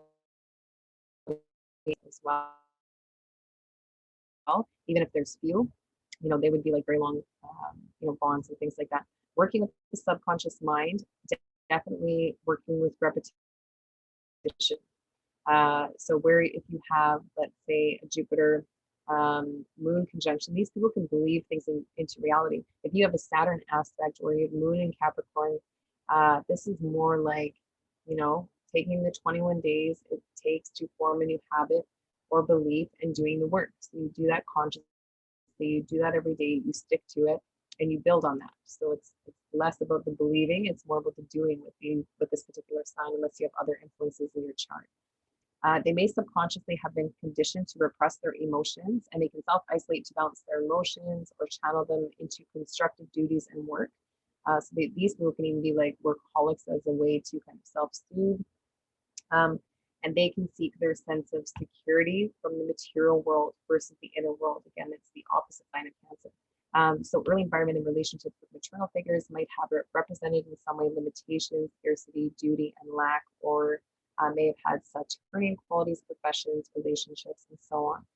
So the shadow side of this moon placement is they can be rigid, unexpressive, fearful, very serious, unable to let loose. They can be very reserved, unless you make them feel safe, and they do come out with that, especially later in life.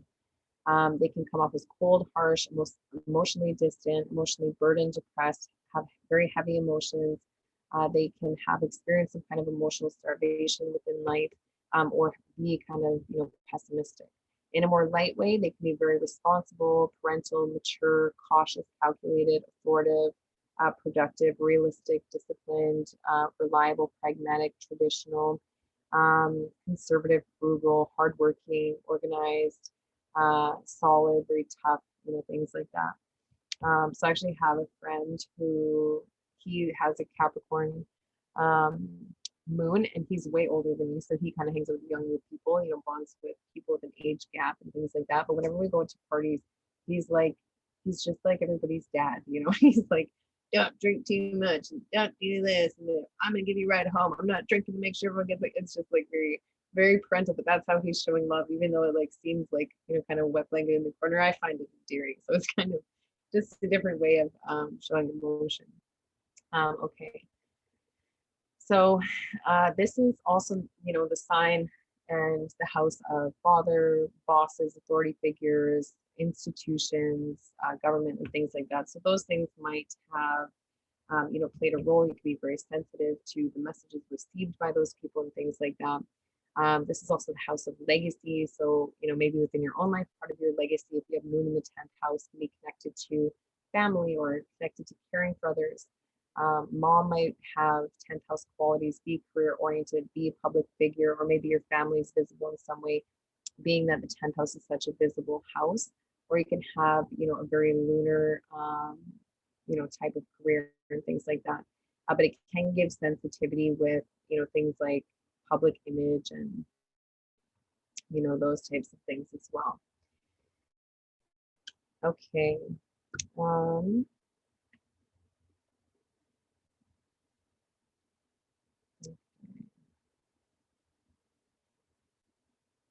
Okay, so moving on. Aquarius moon. So the emotional needs of an Aquarius moon, this is a very rebellious, unconventional, non-conforming, unique, and humanitarian sign. They have an emotional need for space, for freedom, for mental stimulation, for community, to be a part of something, to express their uniqueness, their authenticity. They can even have an emotional need for shock value, to kind of upset the status quo in some way. They have an emotional need for independence, social interaction. They have an emotional need to find their own tribe as well. So, these people might, find their own forms of emotional connections. It's not just traditional family. It's like a love of humanity, and, we're like-minded, so we're family kind of thing. They can have an emotional need for facts, data, science. Their instinctual responses and reactions can be to protest, to connect, to detach, to intellectualize, to rationalize, to revolutionize, to rebel, and to contribute as well. This is fixed air, ruled by Saturn and Uranus. So Aquarius is a very unpredictable sign of nature. It's known for its love of freedom, their authenticity, their ability to challenge the status quo, as well as for the rational intellect. And they have the ability to remain impartial, impersonal, and detached. So moon in Aquarius people have an emotional need to defy convention. And tend to rationalize their emotions. Their closest bonds might be with, their friends, their tribe, their chosen tribe, with those who have common interests or goals, or they might bond with others over common visionary goals or causes, things like that.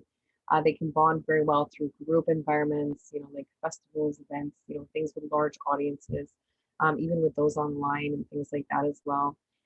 In unconventional ways or community settings, or with those who are seen as outsiders, or those who are seen as on the fringe of society in some way. So they need intellectual stimulation, and they have a need for progress as well. This sign, in Vedic astrology is also connected to Rahu. So under the influence of Rahu, they can be connected to and intuitive with things that progress humanity. Under the influence of Uranus, they can like to do things their own way. They can be very intellectual, detached, social, unique, individualistic. And under the influence of Saturn, they are aware of structures, rules, limitations, conventions, and tradition, but they do not necessarily live by it. So the one thing though with Aquarius moons is that one thing they have a sensitivity to, or can have a sensitivity to, as well as if you have moon in the 11th house, be very careful who you surround yourself with and the kind of groups and networks and friends that you choose, because those will help shape your reality. So it's almost like they say your 5 top people you hang out with, if you combine their income or whatever, you're going to be kind of within that group. So you become kind of who you hang out with, which is interesting because Aquarius is also about being this individual. So Aquarius moons, this is ruled by 2 contradictory energies. So they have that kind of nature, but they do need to learn how to develop their own sense of identity separate from the group while still being a part of something. So being aware and conscious to not lose their own identity to the group is one thing with this moon position. But Aquarius moons emote, connect, form bonds on the mental and intellectual plane. They love to defy conventions, serve a higher ideal, and surround themselves with like-minded individuals. They can have an emotional need for community, to be a part of something, but they also have a need to be seen as unique in some way. They make amazing revolutionists, visionaries, and can contribute a lot to society. There can even be they can have a mind for technology and for systems and all of those things as well.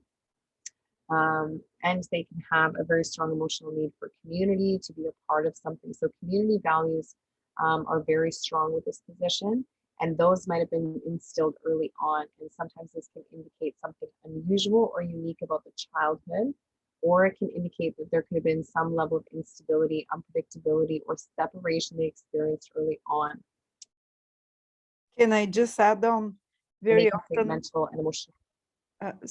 Just to add on something, very often I've seen such children with moon in Aquarius might be raised by a single parent or single mom, or something independent, or very independent mom or single one. Yeah, that's all I wanted to add.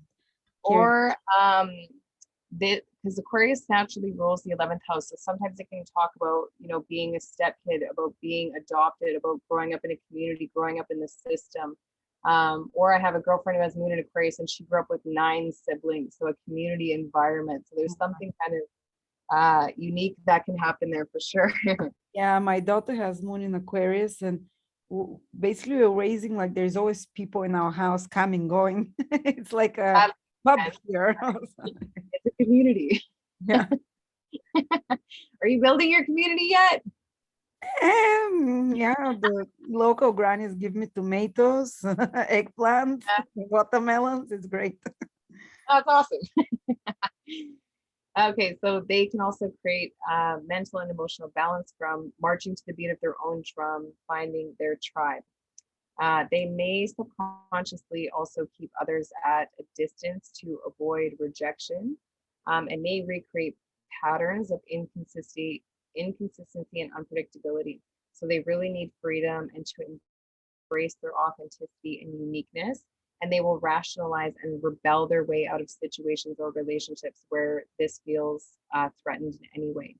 Also, maternal figures and early environment might have had Aquarian traits, qualities, or motherly figures might have been in Uranian types of professions. So that's interesting. Your daughter has an Aquarius moon. So the shadow side of this moon placement is they can be, detached. There can be something kind of robotic about it. They can be very distant, unpredictability of emotions, very rebellious, impartial, nervous, cold, intellectual superiority. They're very paradoxical people. They can be a little bit neglectful, extremists, kind of reject others. They can be isolated in some way, radical, or a little bit separate in some way. On the higher side, this can give, they can be very emotionally connected to higher ideals, be very visionary, be very community or group oriented, very friendly, social, humanitarian, original people, very idealistic, futuristic. Again, they can have a mind for complex systems, be quite unconventional, unique, independent, scientific, innovative, advanced, have a lot of foresight, be liberators, again, very freedom loving, very well connected people as well. Okay, so, but again, moon in the 11th house, your social circles do have a very strong emotional impact on you. So who you surround yourself with does become quite important.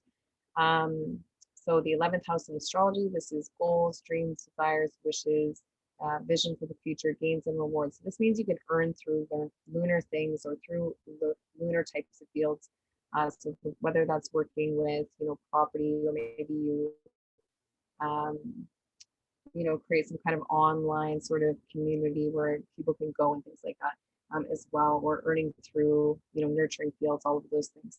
But the friends, groups, networks, and and social connections that you're a part of, you have a very strong emotional connection to. Sometimes moon in the 11th house, this can also mean mom is more of a friend. But things connected to social circles, clubs, causes, organizations, like-minded people, again, these things have a strong subconscious impact on you. So who you surround yourself with becomes incredibly important. This is also mass communication, large audiences of people or groups, causes. You can be very emotionally attached to social causes, those things going on in the world, those can very strongly impact you on an emotional level. This is also financial and economic house, so how you approach these matters and social business skills, internet media marketing, networking, systems distribution. Again, there can be some kind of sensitivity here, so it is also recommended to protect your mind from the things that you're seeing in media and things like that as well. Those can have a very strong influence over you. Also, mom may have had 11th house qualities or a type of profession also. And because this is a financial house, again, moon is where we can have fluctuations, where things can grow and shrink, or where we can have high and low tides. So if you have moon in the 11th house, it means that income and gains can also come in this way. So it is recommended for these people to save in their, kind of high tides, so to speak. Because there can be fluctuation that happens. Okay. Sometimes it also means that older sibling might have taken on a parental role, family, or you have stepchildren, something kind of going on there as well. Okay, then finally, Pisces moon. So Pisces moon, they have an emotional need to escape, to dream, to express emotionally, to merge, to soul bond, to romanticize, to imagine, to create, to explore the unknown. They have an emotional need for unconditional love, soul expression. Sometimes she'll need for isolation and solitude as well. And their instinctual responses and reaction, move the boundaries, to be open and accepting, to realize and to elude. So Pisces, this is a very impressionable, boundaryless, creative, imaginative, and compassionate sign. So unlike the other water signs, Pisces is a sign of full submergal in the water element, whereas Cancer and Scorpio, it's this land and water type of creature. Pisces lives in the water. It cannot live in two worlds. So this gives Pisces moons extreme emotional depth, but it also indicates that they are very much connected to another realm and that they don't need the normal things that this material world offers in order to survive. So Pisces is represented by the ocean, a world that we as humans do not even have a complete or full awareness of. And moon is place of living, so they can kind of live in part in a very foreign place, whether that's real, whether that's simulated, or whether that's imagined. They will find comfort in those things. So they can have also very incredible imaginations. They are connected to all those things that move our soul. help us retreat from everyday life, or those things that give us a feeling of connection to something higher. This is why Pisces is, music, it's escapism, it's, alcohol, it's like faraway travel. So they can be very spiritually inclined and need to spend time in their own worlds and find their own ways and means of escaping reality. And hopefully those are in the more positive ways. They are physically and emotionally very permeable and open, which makes them highly impressionable to their external environments. So they can have a very hard time differentiating between what is real or imagined. So actually with this moon placement, especially working with the subconscious mind, using creative mediums, using dream programs, creative visualization, vision boards, like if you can dream it, you can kind of do it. But because they are so impressionable, they really need to be careful of all of their surroundings and make sure they're taking some time to process their own emotions. So, Pisces moons, key for them is they must learn to ground or anchor their mind and their dreams into reality, and not to get too lost in escapist tendencies or fall too far into the victim mindset, and practice energetic protection as well. So moon here is very easily influenced even by the most subtle energies and vibrations, as unseen and metaphysical forces, and must be careful to protect their energy as they are very, very impressionable. But this is also what makes them so kind, so charitable, spiritual, accepting, imaginative, and creative creatures that they are, who would, make great personal sacrifices to ease the pain and escapism and spending time in isolation and solitude and meditative state helps to balance out their minds and emotions, because they're very empathic sponges. So they have a need to retreat and decompress and to spend time with their emotions, their dreams, their imaginations, and lose themselves in and connect through, travel. Again, hopefully it's the more healthy forms of escapism. Okay, so they can easily feel connected to something beyond the material plane, and they can very easily channel it. It's like having a foot in another world, so to speak. But they may subconsciously fall into patterns of victimhood to get their emotional needs met, or attract those that need saving habitually. So they may also romanticize, glamorize, imagine reality in an unrealistic way as a coping mechanism or form of self-protection, because moon is how we protect ourselves. And so, it's like you just create this imaginary world where it's not happening, sort of thing. So they may have experienced emotional losses or isolation in some way early on, or they may have maternal figures who possess Piscean qualities, traits, work in Piscean types of professions, whether that's jail, hospital, asylum, retreating, creative, imaginative, spiritual, artistic types of fields and things like that. Okay, so the shadow side of this placement is they can be quite elusive. They can be very emotionally manipulative if they want to. They can play the victim. They can have escapist and addictive tendencies. They can be too idealistic. They can be a little bit lazy. They can definitely be wearing, rose-colored glasses. Their perception of the world is very changed, being lost or taking on martyr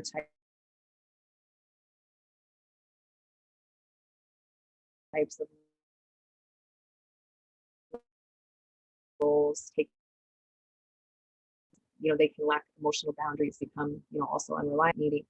On the positive side, they can be highly creative, imaginative, empathic, compassionate, soulful, very psychic, romantic, whimsical, receptive, enchanting, talented, connected, and they're definitely willing to sacrifice for the things that they care about.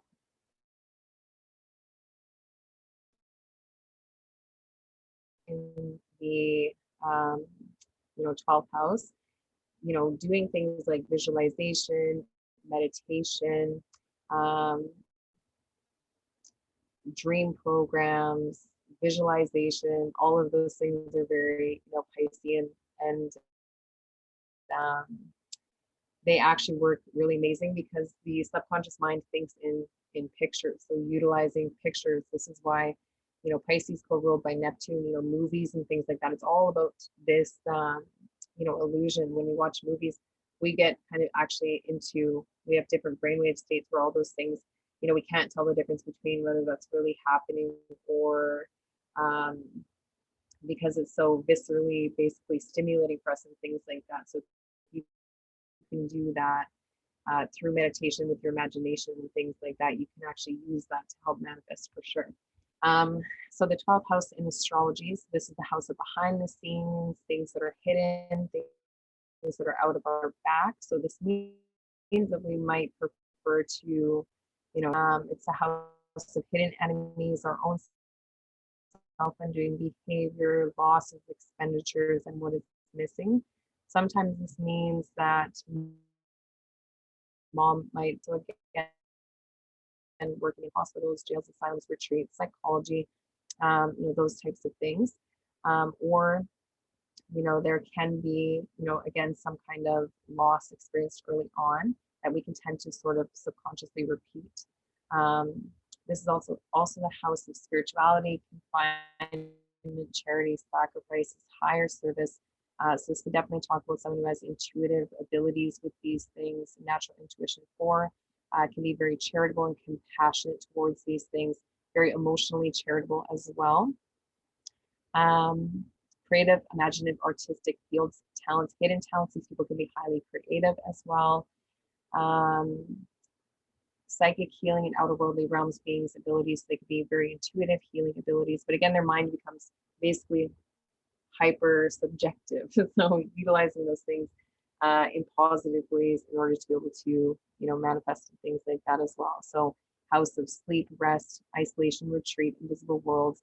So moon is where you live, so they can kind of live in these alternate realms and things like that as well. But they should try to create awareness around any self-undoing behaviors also and try to correct those. Okay, so that is everything. I think it went a little bit longer than I intended. Lada is still here. Oh yeah. There she is. Okay. Sorry, How do I stop? It's cutting from time to time. I hope on the recording is not this way, but my internet has been playing up. I'm sorry if there's been on and off connection. Oh, that's totally fine. Hopefully it's good on my end for sure, and then it will be all good. Oh, is that how it works? How do I Oh, stop that would be sharing? great. Thank you so much, Josie. That was incredible. So much and Thank you. information. I totally loved and laughed at many of the things, recognizing close and loved ones. The moon is favorite topic. Oh my God. As I was making it, I think I was like, oh my God, I know this person like that, this person like that. And it kind of built the presentation for me. But yes, that's the best way to do astrology. Well, thank you so much, Josie. I really enjoy your presentations. I'll put a link below for Josie's readings and also for the workshop that she's offering, which is in written form. It's 6 weeks long, and I'm looking forward to having you again on. Thank you so much. Just to clarify, the workshop is not 6 weeks long. It's basically just a collection of what would be the equivalent of a 6-week coaching program. So there's exercises, tools, there's training, there's how to release subconscious beliefs, how to reprogram them. It has a lot of tools and stuff in it, but it's not broken down week by week. It's just basically the equivalent of a 6. Oh, can you hear me? Yeah, I cut off again. So I hope it's not. That's okay. No, that's perfect. Thank you, Josie. Have a great day. Thank you, everyone, for joining us. Thank you so much for having me. Bye. And that's so much information. Bye. Save it on your links because you can come back to this video for life. And I'll put timestamps below for the 12 signs and houses. Thank you. Perfect. Bye-bye. Thank you. Bye, guys.